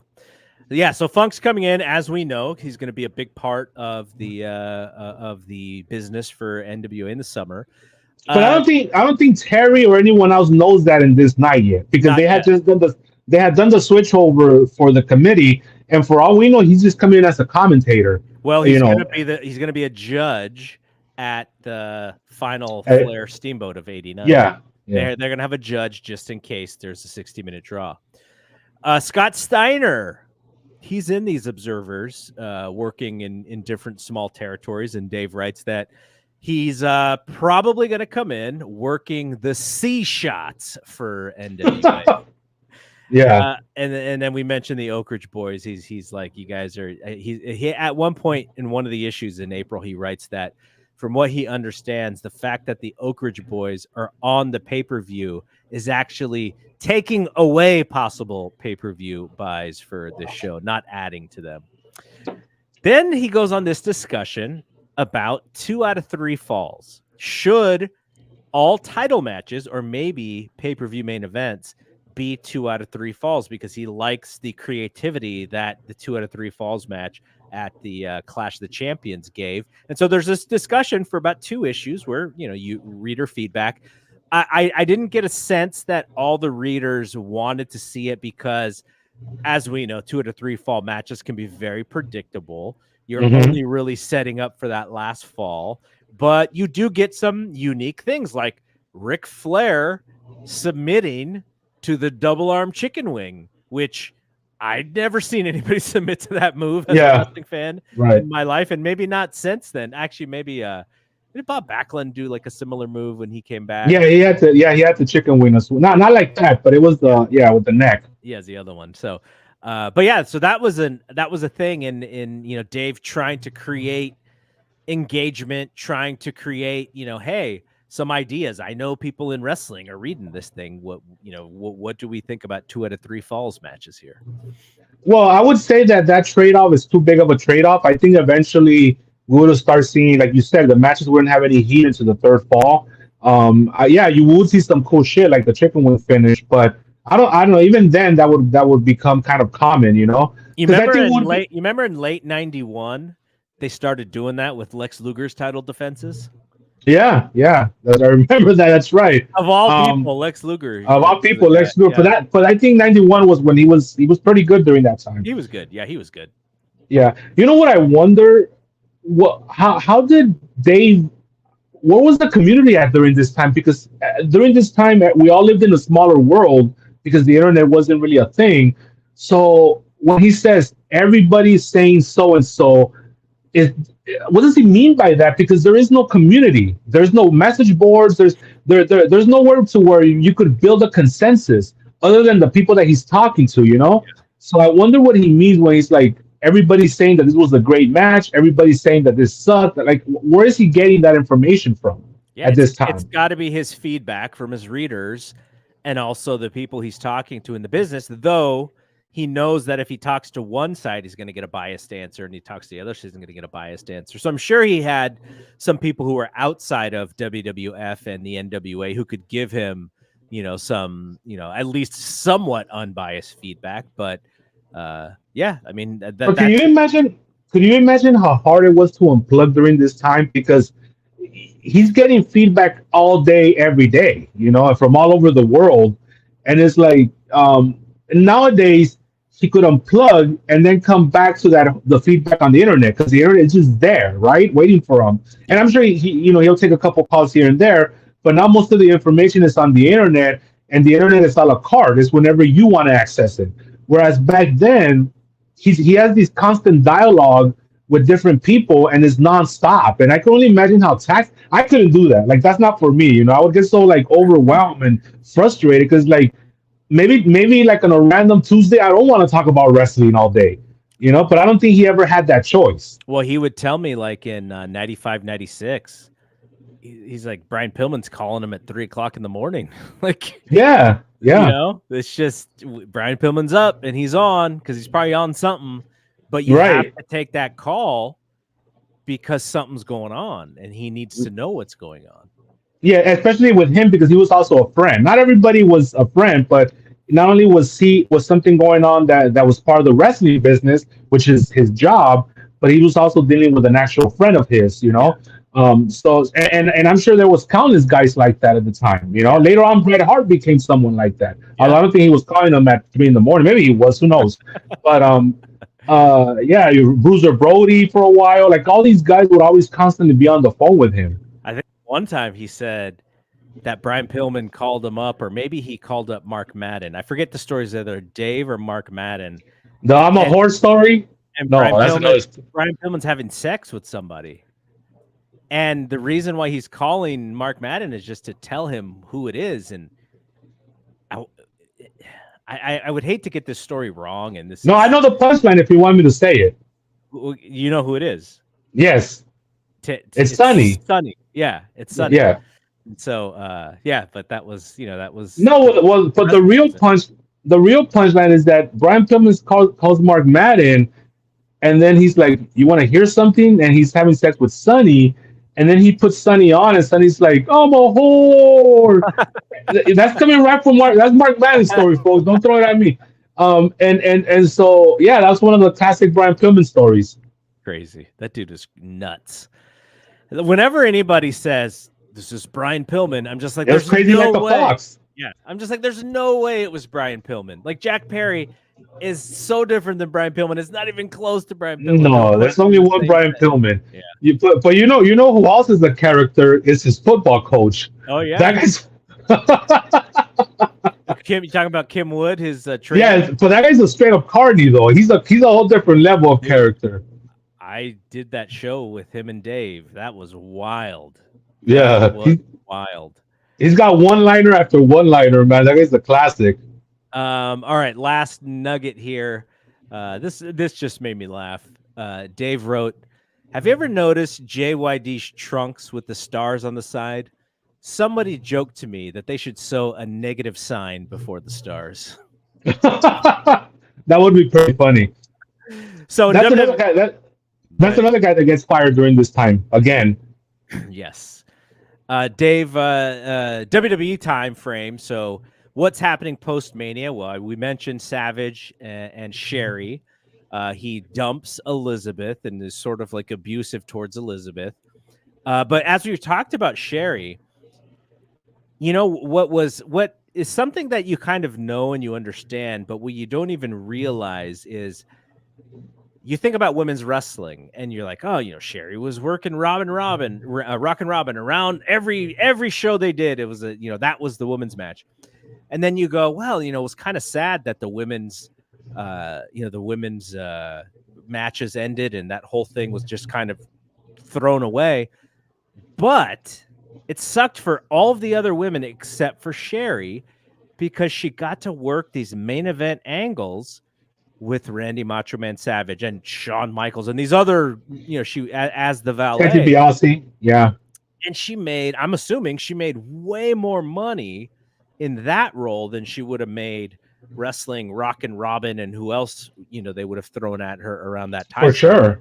No doubt, And while she's probably not a legend on the, you're putting these legends on Mount Rushmore, to our childhood, she's very memorable because of the time frame and because there was almost no women on the show. So you had Sherry doing her thing. Is like she's like literally the only woman on these shows, which makes her stand out and makes her very memorable. Yeah, and it's also her professionalism and her fluidity in the ring, because none of them were taking the bumps right afterwards, and she was very mistreated by the guys. Like the Ultimate Warrior would like just like grab her hair and give her the atomic drop. Hogan would do the same thing, and I don't know, man, because within that high school mentality, that was getting her the points, right? Oh, she's one of us. But you're abusing a woman, like you're throwing her without any regard. And she did have a lot of injuries because of that. But one of the things that I really appreciated about her is how confident she was in her role, because she knew exactly what to do. She knew where to stand. She knew how to get heat. She knew how to beg off. And hey, as a little, well, I wasn't so little. I was a teenager, I think. WrestleMania 7. When she's like gyrating her rear end, like, come on, like, she knows exactly what to do and when to do it. You know what I'm saying? So I always appreciate her confidence. She was so comfortable in her role and in that ring as well, and that's something that I will never forget, because I don't think we've seen it since. Yeah. Some of the other stuff coming out of WrestleMania, you got Savage and Beefcake in a feud. You have Ted DiBiase and Jake. Dave writes a little bit about Zeus as this steroided monster who they're teaching to wrestle. And at this point, he's assuming that Hogan and Zeus is going to be a singles match, and which it's not. It's going to be a tag team match. But as he's writing it, he's saying that it's going to be a singles match. But he's also saying like, almost like we've seen worse. Like we've seen like some really bad matches. So this is not going to be anything unordinary. And then this is just something that excuse me that I laughed at because I remembered it. Rugged Ronnie Garvin loses a retirement match, right, and comes back as a referee. Do you remember this angle? Yeah, he loses the retirement match, and then he comes back as different job, not just the referee. He's a timekeeper. He's a ring announcer, and the gimmick when he's a ring announcer is that he just puts down Greg the Hammer Valentine, and Greg the Hammer Valentine can't touch him. Now, what I like about this feud is that it would actually culminate at the Royal Rumble '91, so they would carry this for the rest of the year, which is something you never see anymore.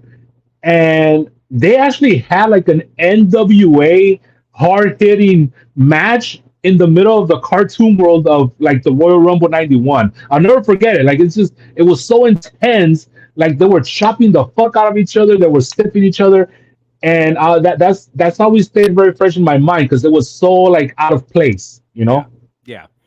This made me laugh as well. Tom McGee debuted as the Mega Man, managed by Jimmy Hart, but I'm told he looked awful, and this will not be airing on television. So that means that we're maybe a couple weeks from when he wrestles Bret Hart, and then all of a sudden they want to build a company around him.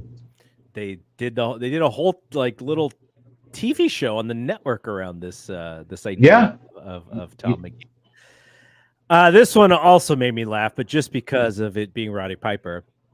So as we said last time, there was a little bit of a tug of war between the NWA and WWF as far as Roddy Piper being a free agent. Now he's doing a lot of stuff in Oregon, but he's also looking for that national money. So how about this for Jim Herd getting worked? If this is a true story, Roddy Piper's claiming to be interested in working for either the NWA or WWF right now. NWA folks are a little apprehensive as there's still bitterness over the last negotiations.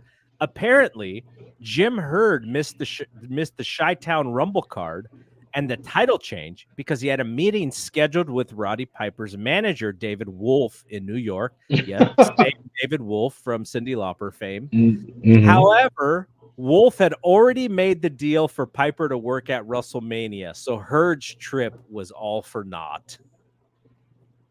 Well, that's fucked up. It's right. It's just another way of like, I don't know, man. Would that be the equivalent of like Goldberg booking a meeting with TK and then like putting down the product saying that it's too cartoony or not serious enough? I don't know. Well, at least he showed up though, and he actually had a meeting with them. But yeah, that's so unprofessional. Yeah. Like Jim Hurt should have nothing to do with him. He shouldn't want to have anything to do with him at that point, and he doesn't because he ends up showing up at Primetime Wrestling, which ends up leading to a feud with Rick Rude at SummerSlam '89. The only little nugget about anything outside of Crockett or Titan in the CWA, the Master of Pain, The Undertaker. I read that. The unified world title from Jerry Lawler, and it turns out that he is none other than a 6'9", very green rookie named Mark Calloway. So I'm assuming this is the first Undertaker mentioned in the Wrestling Observer. Yeah. 24 years old at this point, I think. So he's young. All right, so I have a couple of little only in the Observer things that I pulled out, and then we have some questions. I love those.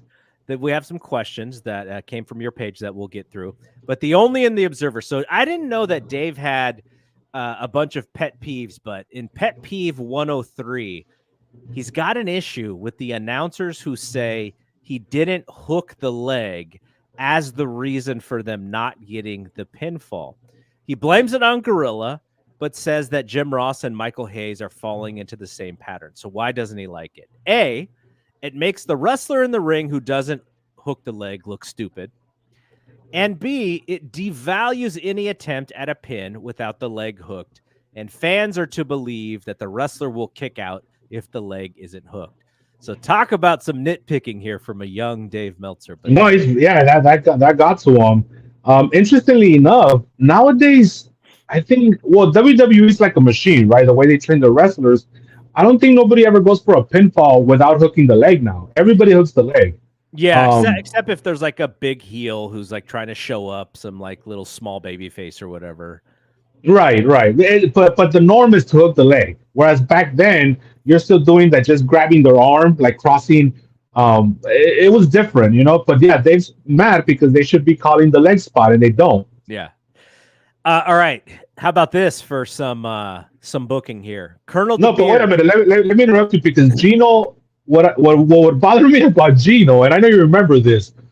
So if somebody had a headlock or even like a chin lock, Gino would tell either Bobby or whomever was his color commentator, I've never seen anybody give up from this move. Have you? Like what? And then it's like, dude, what are you doing? Like, he's not gonna do anything with that. Like, what is he doing? Anyways, go ahead. I'm sorry. He would actually do the reverse of what a commentator should do in certain situations. And I don't know if he's just mad at somebody or he's frustrated, but he's also, because of who he is, he's like one of the biggest stars in the company. So he can he's untouchable. He can kind of get away with it, just being a dick.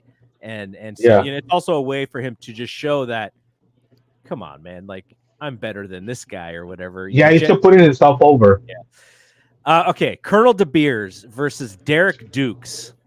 The stipulation was that if either man could beat the other in less than 10 minutes, the man paints the other guy. So if De Beers gets the Duke over Dukes, he gets to paint Derek Dukes, who's a black man, white. And if Dukes wins the match, he gets to paint Colonel De Beers black. What the hell? Oh my god! And is this in Oregon? You know what? I don't even know where this is. It might be in Oregon. Because Colonel De Beers usually works in Oregon. Yeah, which would be unusual because they usually don't do those kind of racist angles. This one just for whatever reason made me smile. Outlaw Ron Bass, who we remember from earlier in the year and '88 as well, where he's with the Spurs and he's got the whip and everything. Very memorable character. Ron Bass is now retired and living in Tampa, selling plants. Is that a job? Can you just sell plants? I guess it is in Tampa. Good luck with that, though. Okay. The climate is not very, very plant friendly in Tampa. Here's a two-parter. This was in consecutive issues. The first issue said, King Kong Bundy had a front row seat at WrestleMania 5, and he was. I did see that. He was cheering, and in fact, the only one cheering for the baby faces during the prelim matches. No mention of him was made on the telecast, and Bundy was given seats facing away from the cameras and was never acknowledged on television. So I'm reading this and I'm like, I've never actually heard this story. Crazy. Neither have I. Yeah, so yeah. The very next issue, Dave goes, "We were mistaken in reporting that King Kong Bundy was in the front row of WrestleMania. It was actually someone who looked like him, but it wasn't him." How do you look like him? It takes a lot. I don't know. I really want to look. I really want to find out who this guy is now. The walking condominium. You know what's funny is LaRocca and I reviewed all the Raws in 1993. And so there was this moment in Raw where this guy gets engaged to his fiance or his girlfriend. The guy's name, it was in one of those New York. I remember that. Look who you're talking to, bro. I remember that. Paul Sosnowski was his name. So LaRocca and I are talking about this segment, and it's Paul Sosnowski, and this is so weird. Like, why are they doing this? And he's not a wrestler, so he's just performing his, trying to get engaged with his girlfriend. So I'm doing that. We're doing the whole thing, and we review it, and then the next day on Twitter, I get a DM from none other than Paul Sosnowski, who was somebody who gave Dave a lot of feedback back in the day. So that's why he followed me, I'm assuming. But how did you ask him how he got the connection to get publicity for getting married? He told me the story, but I forgot it was, they were looking for something and they did it or whatever. But yeah, it was kind of cool. So now that we're saying this, if the person who Dave confused with King Kong Bundy at WrestleMania 5 is listening to this, shoot me a DM. I want to hear what the story was about. Yes, please. We want to know how you look like King Kong Bundy of all people. All right, last bit of Only in the Observer here. So Dave writes that there are some major internal problems, and he's talking about at TBS. The Clash replay on April 13th did a 1.5 rating, but it was a well-kept secret. It followed an NBA game, and during the game, Bob Neal, who was, I'm assuming, the announcer for the basketball game, plugged the movie Clash of the Champions after the game. I'm assuming he thought it was Clash of the Titans. So he said, there's this movie, Clash of the Champions. After they corrected him and told him to plug the wrestling show, the producers refused, claiming it was beneath their dignity to plug the wrestling show after the NBA game. They can't even work together at this time. And this is also around the same time during an Atlanta Braves game. Chip Carey, whose father was Harry Carey and whose son was Skip Carey. They're all broadcasters. Skip. Okay. Yeah, Chip Carey.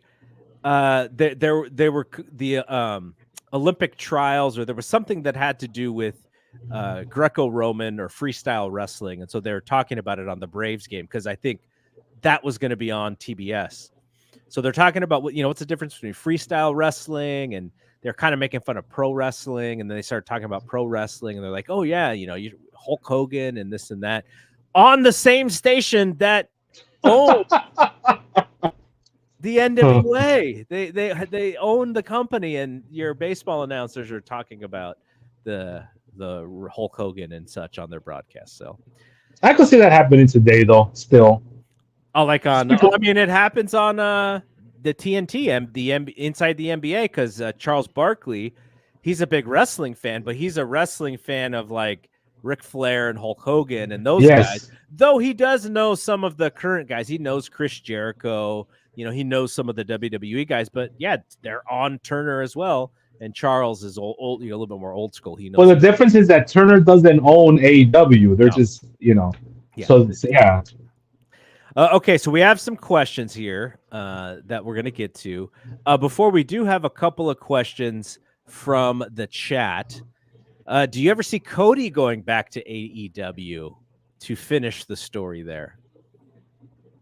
You never say never, right? Never say never. We don't know, because I'll tell you this: 3-4 years ago, we would have never in our wildest dreams imagined that Cody would be going through what he's going through now. So never say never. And then we don't know. This is life and wrestling are such a domino effect. You just don't know. But I just don't see it because I think ultimately this is where Cody always wanted to be. And for now, at the very least, for the very immediate future, he's not going to go anywhere. He just re-signed, and that's going to put him into his 40s at this point. So if anything, I could see a nostalgia act maybe about 10 years down the line for sure. AEW's got to be in existence and for it to happen. I think he's very political. He's very nice to those guys. He never takes shots at anybody. But I think there's we see what we see happening today. His wife takes a lot of shots though, but not him. Yeah, his wife is clearly unhappy. But what we see today, which is it is a very heavy Tony Khan production, right? And the original idea was for all of those guys to do this together. And I think Tony, you want to talk about Tony's lack of management with the CM Punk thing.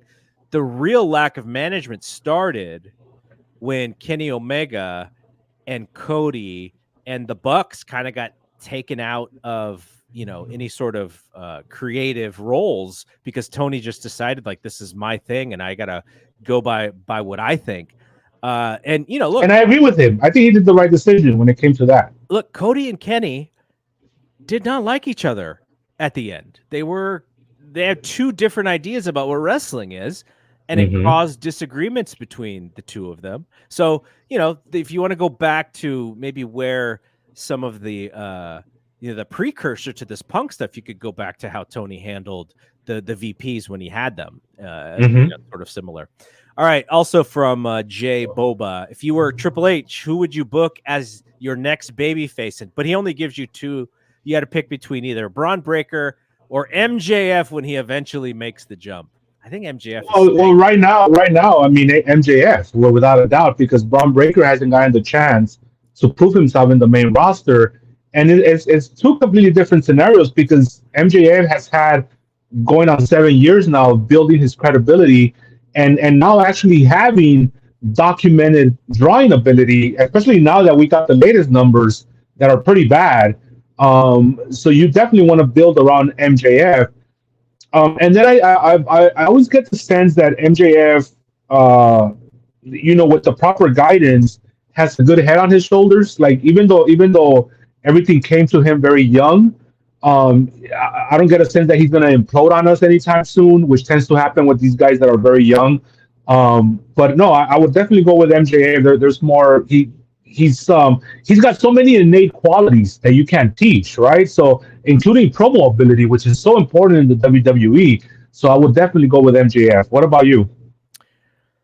That's a good question. I guess I would have to. You would have to tell me that they believe that Braun Breaker is somebody that they would really push to the moon, because they don't even trust him with his real name. Well, so it's like. Because so here's why I say that. MJF and John Cena stood next to each other during, I think it was the Iron Claw. And I looked at it, I was like, wow, MJF is really small. Now, that's not to say that he can't get over in WWE, but his lack of size does not look as drastic in AEW because they don't have those giant dudes as much in AEW. Right. And so I think MJF, he can talk for one. He's got Cody more than likely in his corner if he did want to go to WWE. So I think those things make him a positive. But I don't know, man. I don't like. He would have to sort of be an underneath baby face because even look at the Miz, like he's so much smaller than even the Miz, right? You think so? I think if you stand them next to each other, I think the Miz has got like 3 inches on him, 2 inches at least. Wow. Yeah. Okay. I want to say MJF's like 5'10" or 5'11. But I think he carries himself like a bigger guy, which is good. Like Yeah, I mean, kind of like the way he's pretty buff. He worked. yeah, because he's jacked. So and I feel like sometimes depending on how you like for example, with Chris Benoit, we never saw Chris Benoit. I never saw him as a little guy because he didn't carry himself as a little guy. He carried himself as this like pit bull who's just gonna fuck you up, right? And I feel the same thing with MJ. Like not the intensity part, of course, but he doesn't work like a little guy either. And I think he's very adaptable to WWE style. And again, I think what carries him because it's like we always say with these guys that are smaller, you have to be really, really, really good at something, right? You have to be top 3 of something if you're gonna be a small guy. You can't be average. Yeah. And I feel like MJF is. I feel like there's nobody right now, an active wrestler, maybe CM Punk that's gonna keep up with him on the stick. And I think especially in the WWE now, which is very promo heavy, that's gonna take him a long way. Yeah. No, I agree with you. I'd love to see MJF in WWE. I just the only thing size worries me because he's a little bit bigger than Danielson height wise. He's thicker, a little bit thicker than Danielson, but you saw how they treated Danielson. I think Triple H would treat him a little bit differently, but you even look at the guys who Triple H pushes today. Seth Rollins is like a giant human. We think of him as like a smaller guy, but if we walked up to Seth Rollins, that dude would be big. No, he's very tall. He's a tall guy. Look at who they push today. It's still, guys with size. Cody, Priest. I guess Jey Uso would kind of be the smallest guy that they're invested in, but he's got to be bigger than MJF too. So he's a Samoan. Those guys are huge. Yeah.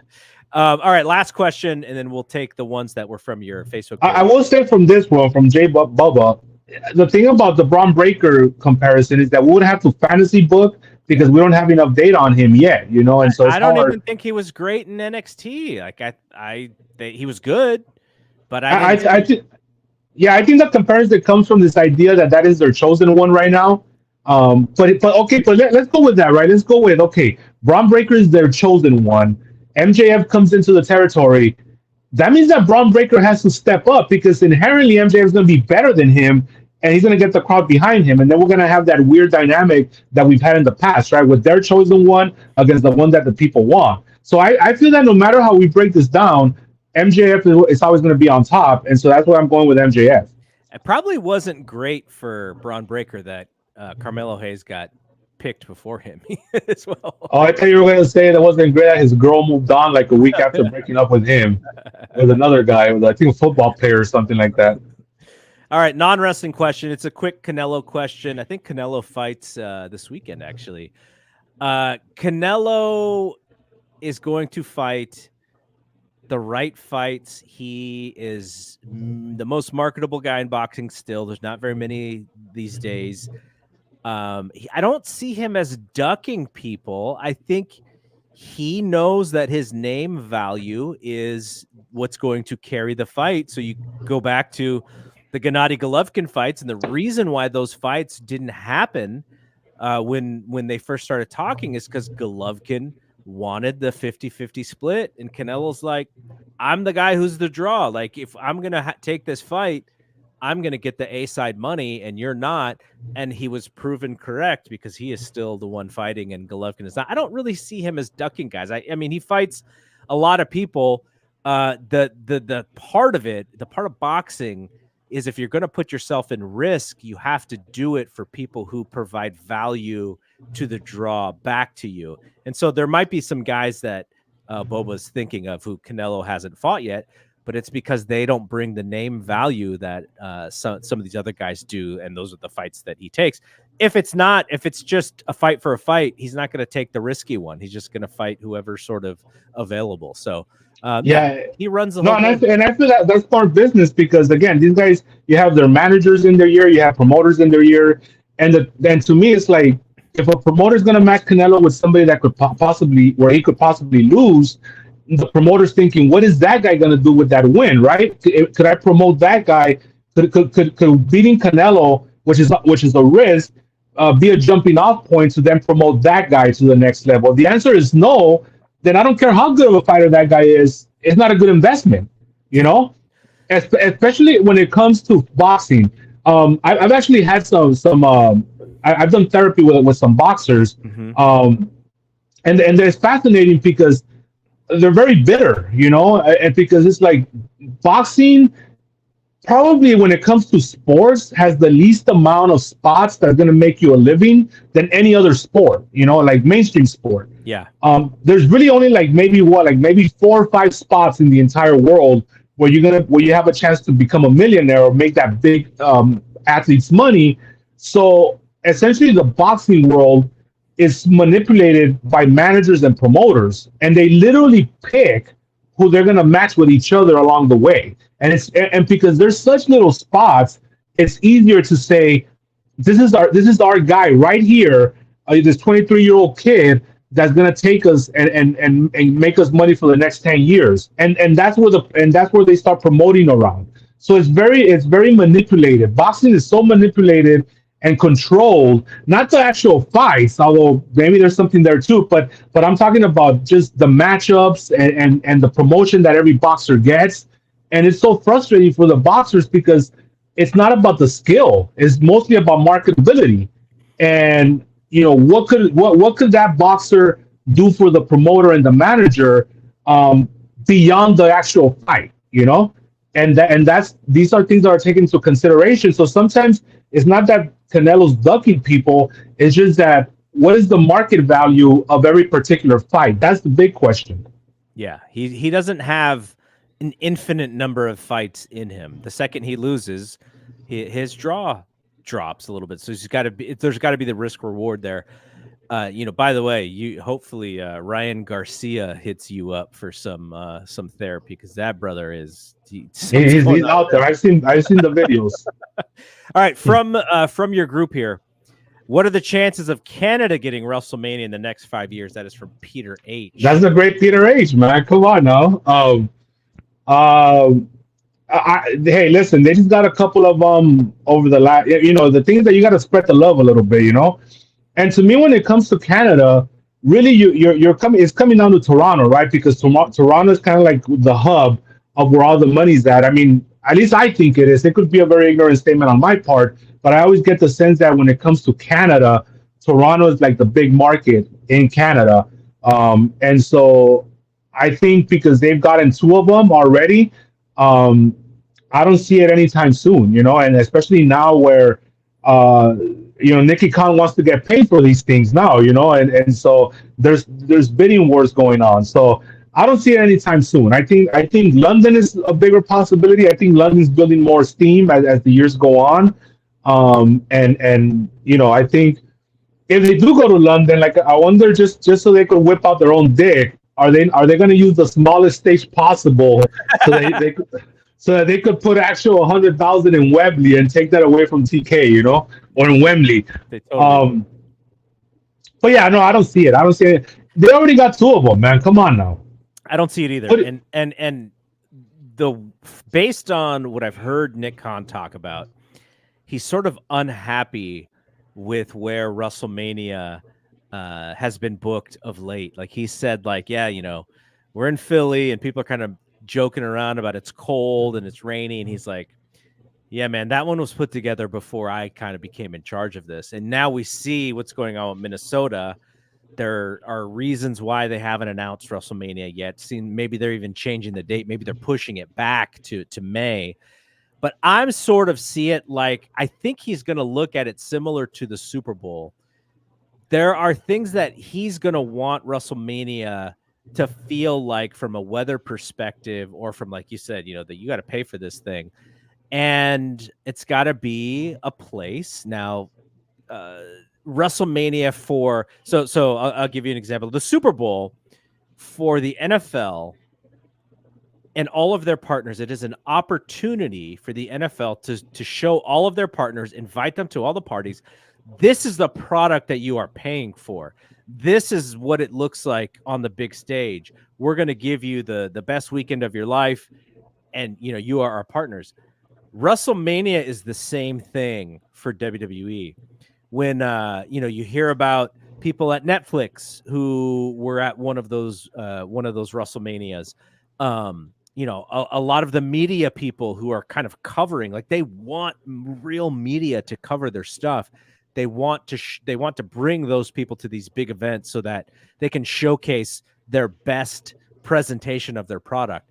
So I'm not saying that Minnesota's not going to get WrestleMania, but I think we're going to see a lot of the same spots. Like, I can imagine Vegas and LA, are going to continue getting WrestleManias, because if you want to fly in these people who are the big wigs to come in to see WrestleMania, they're flying into Vegas and LA all the time. They're not necessarily flying into Minnesota or to Detroit or those kind of towns, which are actually good wrestling towns. But for that big WrestleMania event, I think it's going to be more like the Super Bowl is. You're going to see it at what WWE believes is like their top 7 locations. I think they're just going to spread them around to all of those places, because it's their best presentation as well to the big wigs and how they can continue growing their business. How do you feel that's going to affect attendance from the casual fan? Because I think WrestleMania, I think it really feeds off like it's almost like the Grateful Dead, right? Where you have the same fan base that just follows it every year. Even with F4W, I mean, you have those batch of people that go every year. Do you feel that if they do that, they're eventually going to get burned out? Because like you've already been to LA 3-4 times. Like so this year I'm just going to skip it. Do you think that it's going to affect attendance if they go that route? The way that I look at it, and I have, I wanted to go to SummerSlam last year. SummerSlam is in Detroit. I looked at the flights from where I live to Detroit, and I was like, it's not really that easy to get into Detroit from the Bay Area. I was like, Right. I could go to San Francisco, and it's a little bit easier, but from where I live, it wasn't as easy. But there wasn't like these really nice, like easy, straightforward flights. It was like stop, and I was just like, no, why is it like this? And it's nothing against Detroit. I would want to go to Detroit just to kind of hang out. I know people in Detroit. But it's not the hub like a Dallas is, like an LA is, like a Vegas is. So I think that is also part of it. Is when you are a traveling road show, you have to make it easy for these people to actually get into these cities. And then also, is the stadium and the city, is there stuff to do around the area? Are there enough hotels? Are there enough taxis? And I think that's part of the problem with Minnesota is like there's like something going on with the Ubers or something. So that's another thing that Toronto. I would love to go to Toronto. I'm sorry, Minnesota, awesome. but you gotta step it up. Hey, you're on nothing happened in town, brother. Gotta go to the next one. All right, next. I mean, I was gonna say I was down to go. I mean, if it's in Vegas, I'm going because it's Vegas, right? 3.5 hour drive for me. I could be back in my own bed after the show. But I did want to go to Minnesota because I was gonna check out the Twins off my baseball little tour thing. Yeah. But besides that, they might still get it. It just might not be the next year. Yeah, I feel like they've been so close, and then it was like just wait, and now with this new administration, I don't know, man. I think they're looking like I think the plan that you laid out is pretty much what they're thinking about as well. Yeah. Okay. Here's a question I think that you've probably answered a couple different times, but if they continue booking Cody similarly post WrestleMania, do you think fans turn on him by SummerSlam like they did John Cena from Hyro? Okay, so this is more about the person that's asking the question more so than that, because there's absolutely no there's nothing that's telling us that that's going to happen. So I wanted to bring this up because I think sometimes fans on the internet, whenever they don't like something, right, and it's like they start being very opinionated, they give themselves credibility by connecting it to this imaginary consensus that doesn't exist, right? And it's like there's no reason to even tackle this question because there's nothing that's been laid out in front of us that gives us the impression that Cody's gonna get the Cena '05 treatment, because Cena '05 was a completely different thing with different variables at that time, and so there's nothing here that's gonna tell us that Cody's gonna get the backlash. Actually, it's the opposite, because first of all, Cena, there was this idea that John Cena was manufactured by the WWE machine, which is the reason why the fan base rejected him. Then it just got cool to reject him, and he was stuck. But with Cody is the opposite. Cody's literally the working man's champion, and he's got that kind of charisma. Now, do you like the way they're booking him now? Maybe not, and that's fair. You have that right to that opinion. Maybe right now, it's not that Cody's stale, it's that WWE, because it's very cyclical and we're in that WrestleMania low. I feel like over the last couple of weeks, the entire company has looked stale or has seen stale. Plus, they lost a lot of the main stars. Yep. So this idea so I think sometimes when we start looking at the wrong questions on the internet, we start creating that bubble that gives credibility to those questions, and then we're off to the wrong route. Does that make any sense to you? Mm-hmm. A part of the reason for John Cena being booed is also because the fans didn't like all of the product. Like, there is a certain fan service that Triple H does, but it's not only fan service. Like, he's got a really good balance of doing the right things for business while sprinkling in the right fan service. And so thus, I think, if anything, if Cody does get a little stale, they will not be. They will change it up with him a little bit. They will, add. They will have a different heel to add more heat or to be dastardly, like Solo Sikoa hitting him with the thumb. Like they'll figure out different ways to freshen him up, or he just doesn't have to be the champ, and you move on and you adjust that way, and then you turn him heel. Like, they were so resistant to do that with Cena, which also caused him to be booed because of the different things that we heard, selling of the merch and the Make-A-Wish stuff, that you didn't want to make him a heel. But the fact that he didn't get a chance to go heel also caused him to get booed, because it was like, we're telling you what we want. We want this dude to be a heel. And WWE's like, nope. And they're like, okay, we're just going to keep booing him then. Yeah. And so it's also the way you adapt, right? So let's say, for argument's sake, we realize that Cody gets over because he's part of the chase instead of actually getting the title, right? So then we give him more chases. So we take the title from him, and then he starts the chase again. It works. So it's all about adapting and listening to your audience, which is something that Vince McMahon he just didn't want to do that. And then later on, John Cena didn't want to do it either, for again, very unselfish reasons, I think. And so it's a completely different thing. I think right now, Cody and Will Ospreay, which surprised everybody with his fucking being able to connect with people, we have to be grateful, because to get a babyface over like that is so hard. And again, Cody has done it in a very organic way, and so I think he comes off as this guy who's very humble and very authentic, and people resonate with that. And as long as he has that, and now it is a little concerning, and we've talked about it at the beginning of the show, the fact that he doesn't have any credible contenders that are going to match his heat as a babyface. But then again, there's Gunther, right? Gunther's around, and I mean, he's in a different brand now, but Um, there's things they could do to fix that, you know.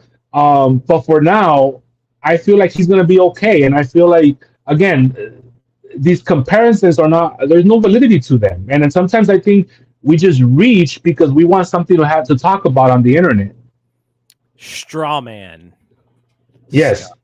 Okay, next question. With the PLEs being international, where would you like to see WWE take a PLE? I want to. This is. I was thinking about this the other day. And this is wacky.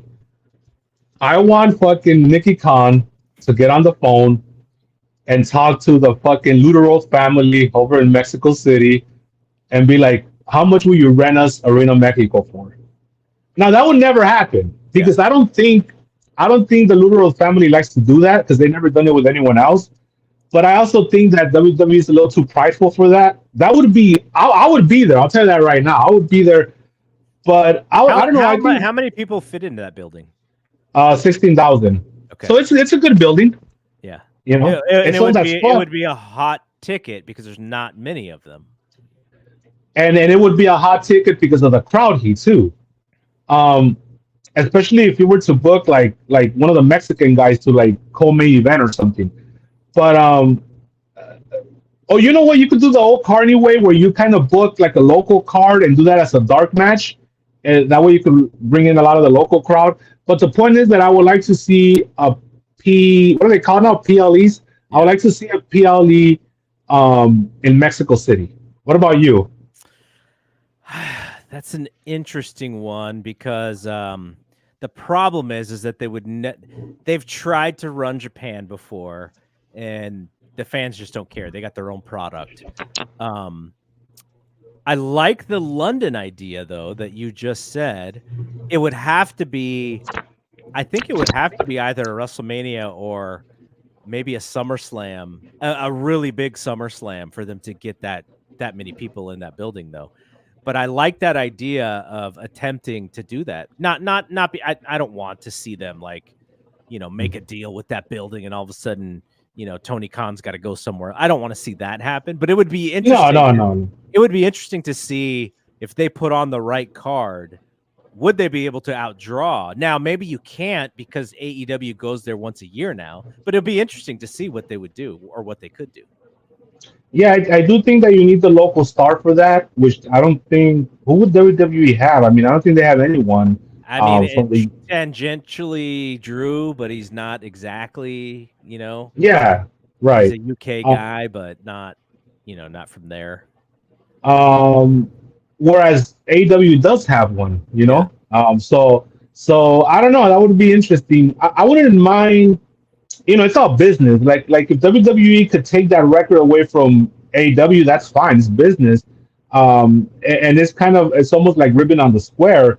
But what is kind of like what I don't like is what you said. If they go into Wembley and it's like, well, we'll bring a show for you guys, but you guys we have to be your exclusive wrestling providers. That would be pretty fucked up. Yeah, I wouldn't think that at all. But okay, so that would be a cool place as well. I'm going to London, by the way, so I'm going to. Oh, you're going all in. Nice. Yeah. Hopefully I get Swerve versus Ospreay. That's what I'm looking forward to. Hopefully I get it. Maybe some people say it's a little too early. I don't know. Maybe it is, but they haven't done shit with Swerve anyway, so we'll see. I know. I'm so bummed. Is Samantha Irvin overrated? No, I don't think. I think we're confusing being different with being overrated. Freaking love her. Yes, I think she's different, and we need different. I think she fits the new management perfectly because they're looking for new angles.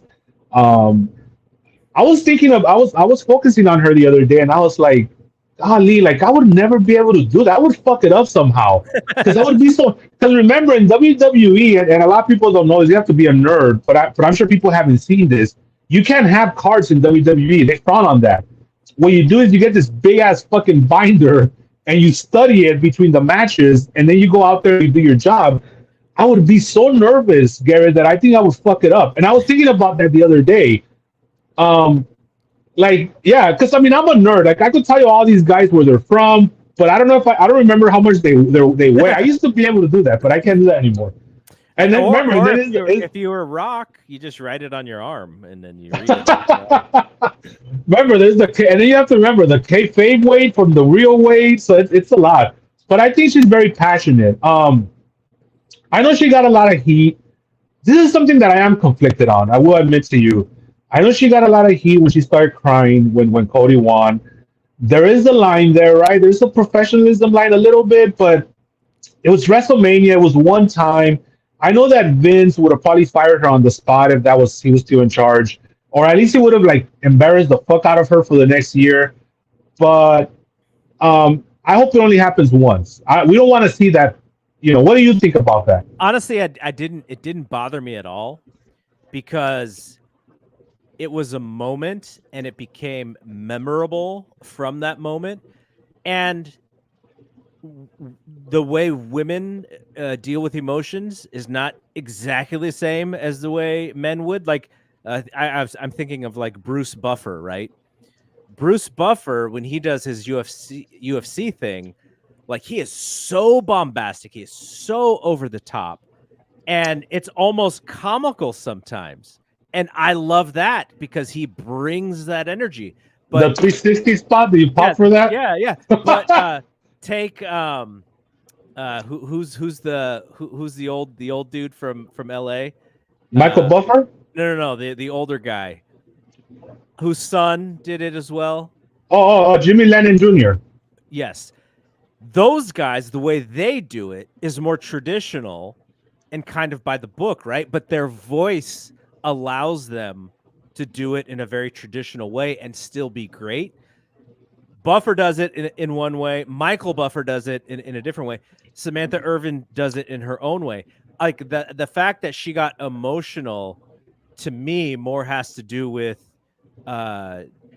being a woman versus being a dude in some instances than anything else.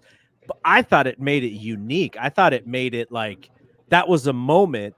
And look, Cody Rhodes fucking cried, right? Like, who cares? Like, this dude cries more than anybody else. And right, he gets some people give him crap for it, but I thought it actually made that moment nicely. Now, if it becomes a gimmick where it turns into like all the time and she puts it into the act, then then it's not organic and it's not special. I imagine she will probably fight it a little bit more the next time, but I really like that. I thought it made it very unique. Yeah, no, and I think what's getting her a lot of heat from what I'm reading or whatever is the fact that she's very loud, right? And so to me, it's like obviously people were not fans of Pride back in its heyday because that lady, the Banshee lady, was really loud. Yeah. But I just think it's different. We want different. This is like I said, they keep on hammering over the head. It's the new era. Why are we gonna have the same old? Try something new. It's working. The wrestlers like it, and at the end of the day, it's their name that's being read or whatever. So I have no problem with it. I don't know. I think people sometimes want it like it was when they were younger, and not understanding that like Vince McMahon was so cruel to Howard Finkel, right? Like you want that much control over a situation to the point of where Finkel is just like treated like a child and such. So I like the way that I like the individuality, and then the NXT woman as well. She has her own. She's very good, yeah. All right, what do you think about Drew McIntyre's current run? Only thing I'll say is I think he's awesome. Cool. It's great. Yeah, it's he's probably the most over he's ever been as a heel. So much so that I don't really know. I don't know how to book the first CM Punk match. Like I don't know who goes over. I think McIntyre should win. I think McIntyre should win as well, and I think it keeps the program going. Whereas if CM Punk wins the first match, where do you go from? There's nowhere to go from there anymore. And I feel that's where they're going because CM Punk keeps on getting the best of them, right? And so that's telling us that McIntyre is eventually going to win the first match. Obviously, in the blow-off, you want the babyface to win, which is Punk. McIntyre should win in a heelish way, for sure. Yeah, and I love the character. This is a guy that, again, he's really taken a lot of control. Now he does get a lot of chances because of the way he looks. So it's not, let's not go with the whole he worked hard enough to get where he's at, but he certainly has taken advantage of all his breaks, Yeah. and so more power to him. So I love it. I love it. And I think he's put himself, through luck and through work, in a situation where, he's looking at seven-figure paydays for a long time. Yeah. How do you think WWE should book John Cena's final program? That's a good question. Because we could go the Babe Ruth way, right? That's the generic answer is the Babe Ruth way. But the wrestling promoter answer is we have somebody here who's got credibility. They could put one of my young guys over, which they already did with Solo. I think Cena would want to go that route, right? But as a promoter, um, could could his body give me 3 months worth of good programming? That would be my question. And then if the answer is yes, well then you give him a little nostalgia run, understanding that at the end he's gonna put the guy over. What do you think? I wonder. Oh, actually, what I was going to ask you is what did you think of his positioning in the Cody Rock match or the Cody Roman match, where he wasn't the last guy to, like, he was the guy who the Rock, gave the rock bottom to, and then the Undertaker was the guy who tripped up Rock in the end. Like, they didn't have Cena in the Undertaker's role; they had the Undertaker in the Undertaker's role. So it's almost like it leveled him a little bit to me. And I don't know if that has everything to do with the mystique of the Undertaker's character. Obviously, I'm sure they wanted Austin in that role. I never thought Austin was going to do it, but it just made me wonder if, because Cena has been around so much and his, those so many WrestleManias where he's like begging to be on the show and he does the thing with Bray. I wonder if it kind of minimized him a little bit in their eyes. What would I do? I think I would have him win a semi-important match, and then, whether it could be for like a U.S. title or something, maybe even as a surprise. And then I would have whomever your young guy is, whether it's a Braun Breaker or whatever, kind of do a program with Cena where, Cena puts it all on the line. If you beat me, I'm done. And you put real stakes on it. But the young guy has to have some stakes on his as well, because the part of it though is more than likely he's going to have matches, into his 50s, just because he's going to be able to take his shirt off and kind of look the same. Though, if it were up to me, I would just do Ricky Stenicki part 2 and part 3 and part 4. Like the Did you watch that movie, by the way? yeah, it's silly, but No, I liked it. I thought it was fun. the double dicking thing, that's an all-timer. I was like, this is genius. Like, Yeah. the way that he did that whole thing was amazing. Like, that dude, he should be hosting Saturday Night Live, like, a bunch of times. Like, he's that talented. So he's got the wrestling in his back pocket. It's in his rear view a little bit. It's almost like unfortunate for him that he wrestled so long, because now he's kind of an older guy and he's going to miss out in the movies of being the younger guy. So that's kind of unfortunate. But yeah, I mean, he's so likable and he's got so much credibility with that audience. You could do anything with him and it's going to work, I think. Yeah, but I think this question comes because Cena has talked about booking his last run, possibly at the end of this year. I know he's doing Peacemaker second season right now, but yeah, hopefully he comes back and what I want to see is an actual run. I don't want to see him coming in and going, and just give me a story, maybe culminated at next year's WrestleMania. What I don't want to see is like Kurt Angle versus Baron Corbin. That's something I don't. Terrible. You know what you could do? You just made me think about something. You could repeat the Ric Flair retirement angle, in that if he's back for 6 months, you have him go through the thing of, I want a shot at the title. And, however long it takes to get there, I want it. You have him, on several pay-per-views, and he wins these matches, and you kind of have to take him seriously. And then he finally gets to that title match, and then he loses. So it'll be kind of almost like a Rocky Balboa kind of situation. The movie, not the character, the movie. Except in the line. Except it wouldn't be a fuck finish like in the movie. It would be he actually puts the guy over. Um, I don't know. That's a good question. Yeah, who would be what would be the world champion at the end, right? Whomever that is, whether it's Cody or Gunther or somebody. Yeah. One of the things I should have talked about this earlier, but one of the things that does concern me, and I feel like Paul is really relying on Cody, Roman, and The Rock to carry this next year, and because I know that Roman and The Rock are going to come back within the next half year to a year.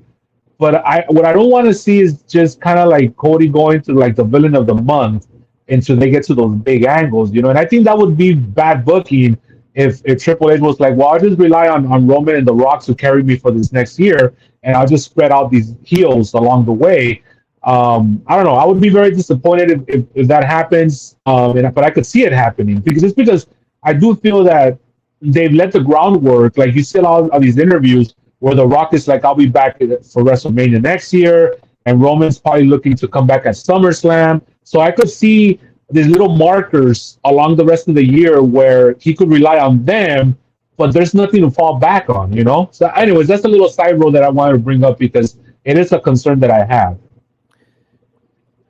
Do you think that, but could you even put a Gunther in a match knowing that part of Gunther's mystique is that he never loses? When Gunther gets there, you want him to actually be the champion rather than lose, right? Just because of his character. So that will be interesting too, is if you up level someone like Gunther, you have to book Gunther pretty carefully, I think. So again, they're both in different branch now, but this is fantasy booking. They don't even follow the branch yet anyway, so we could break it too. So I would definitely have Cody drop the title to Gunther at SummerSlam, and then that's going to give you programs with Gunther as champion. And Cody got a healthy 4 or 5 month run out of it, which is not too bad. And then Cody gets the title again at the Royal Rumble, and then that's when you start bringing in The Rock for that program, Whereas Roman is going to be busy feuding with the Bloodline, it seems like, in non-title programs. Another thing that really bothers me, and again, I was talking to Danny about this. I know somebody in the chat marked out because I'm talking to Danny already. But anyways, we were talking last night, and I brought this up in KLB years ago. This is what I didn't want. I didn't want Roman to bury all the baby faces along the way, and then he's gonna become the cool heel because he beats said baby faces, and then turn around and become a baby face, and then bury all the heels along the way. Like, this dude has to give something back. You know what I'm saying? And I know that Cody pinned him, but I'm talking about a little more. So I'm hoping that when he comes back, he does a couple more jobs here and there, because I don't like that gimmick. It's a very carny gimmick, and a lot of guys have done it in the past, where they'll get over as a baby face going through all the heels, then they'll turn heel and go through all the baby faces, and they never put anyone over. And I felt that's what Roman was doing, and sure enough, that's what happened. So now we'll see that when he comes back as his big baby face, hopefully he does some business, Speaking of Roman, how do you feel in hindsight about Cody versus Roman from WrestleMania 39? In hindsight, it was the perfect booking. Yes, in hindsight, what is there to say? That night, I felt weird about it. Yeah, me too. I was like, but then again, I was there live on that night, and I was also. Here's another one for you where it was even more weird than the one last year. When I was with the aforementioned Danny at WrestleMania in Tampa, and we saw Roman stack up Edge and Daniel Bryan, we're like, what the fuck? Like, at that time, we didn't appreciate how behind they were going to be. That how much they're going to be behind that guy. Now it makes sense, right? Now it's like, okay, but at that time we're like, that's like, talk about jobbing someone out like in the worst way. You stack up the two baby faces and then you pin them that way. But that tripped me out more than the one from WrestleMania 39. Yeah, I agree. All right, that's going to do it. So we'll be back in May talking about the NWA Russell War pay-per-view. Hold on, hold on. I got one more here that came in late. Okay. All right. What's your favorite and worst booking decision from the Triple H era? Well, favorite would be the Cody angle. Yep. The way they culminated, it was perfect. Worst booking decision is the fact that there's no challengers for Cody. The worst booking decision is what we have right now. That's I'm so disappointed. The worst booking decision is him saying that everything was great the same week that Vince McMahon got indicted for, trafficking a woman sexually and stuff. Yeah. So that's still the worst. I know that, again, going back to this bullshit about tribalism. So people were talking about how TK showing the footage of Jack Perry was like the worst promotional, whatever the Observer Award is, right? And I'm like, yo, there's Triple H went on the air in a press conference and said that this was the best week when they signed on with Netflix. It was the same thing that the story broke with Vince the same week. Yep. So that's the worst promotion, in my opinion. That's still the worst promotional, whatever you call it. And he didn't read the lawsuit. Yes. Come on, dude. Maybe he still has it. Who knows? I don't know. No, I'm just messing with you. No. I mean, he may not, like, maybe he's just avoiding it because he doesn't want to read what's in it, but or maybe he's worried about getting attached to it in some way. But yeah, that whole thing is just, they've mishandled it, and then now they're just so distanced from it, which is why Tony Khan brought it back up on television, because people are distancing WWE from the Vince McMahon thing, and he's like, nope, bring it. I'm gonna do my best to bring it right back. People need to know that this, that this stuff is going on, or did go on, or whatever. But all right, go ahead. No, I was just gonna say that we're pretty much done here. So what were you? I'm out of questions too. Okay. No, I was gonna say one of the things when it comes to what TK has been doing, like, to me, that's wrestling, right? And to me, it's like it's frustrating because all of a sudden people think that he's doing the wrong things, or he's doing some very idiotic things. And to me, it's like we've had a history of this. And when you're number two, first of all, it's good for business to punch up and try to get that press from the number one promotion in the world. You want to kind of be attached to them, right? And second of all, like, we've seen it before. Like, look at the Billionaire Ted skits that we saw all those years ago. The number two promotion, it benefits them to be loud because they have nothing to lose. Yes. When you're number one, you don't want to give any promotional time to number two. It doesn't benefit you. But when you're number two, you always want to be ridden along with the number one promotion, because for better or worse, it's promotion for your name. Yep. So I think what TK doing, I said it when I first saw it, and I'll say it again. I think it's not, maybe the way it comes off, it could come off a little better. However, I don't think it's the worst thing in the world when he does it.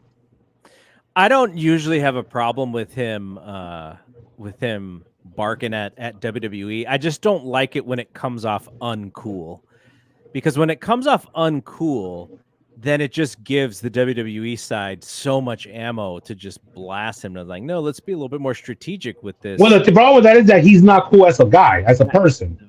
So maybe he shouldn't say that at all.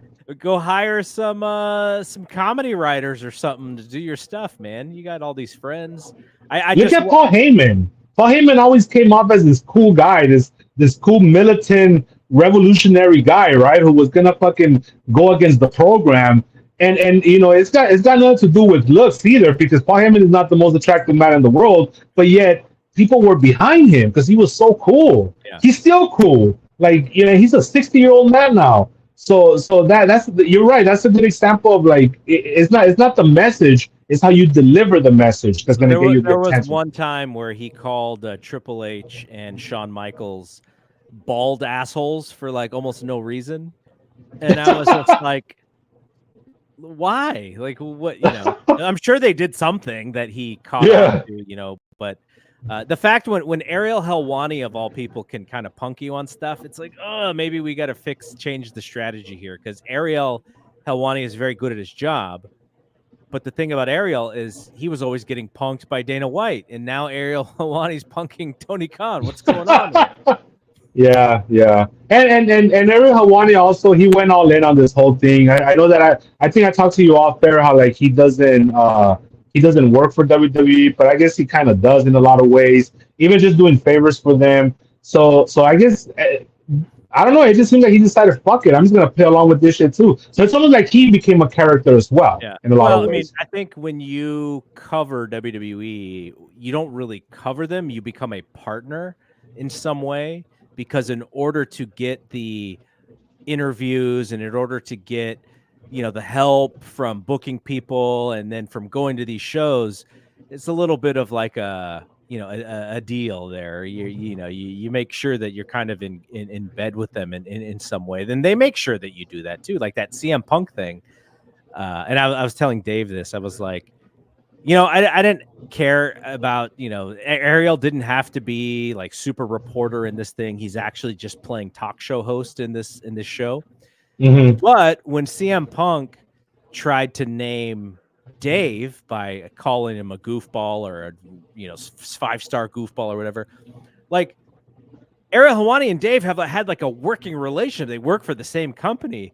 Like Ariel should have followed up with that and go, oh, like why does Dave Meltzer bother you? Or are you talking about Dave Meltzer? Like, why does that side of wrestling frustrate you?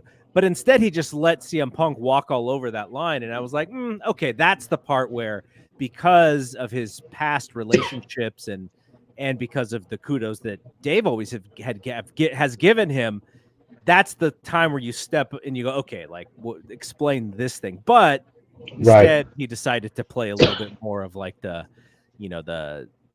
talk show host and the which makes it look like he's kind of in bed with WWE. But hey, Yeah. that's kind of how some of this stuff works these days. I know.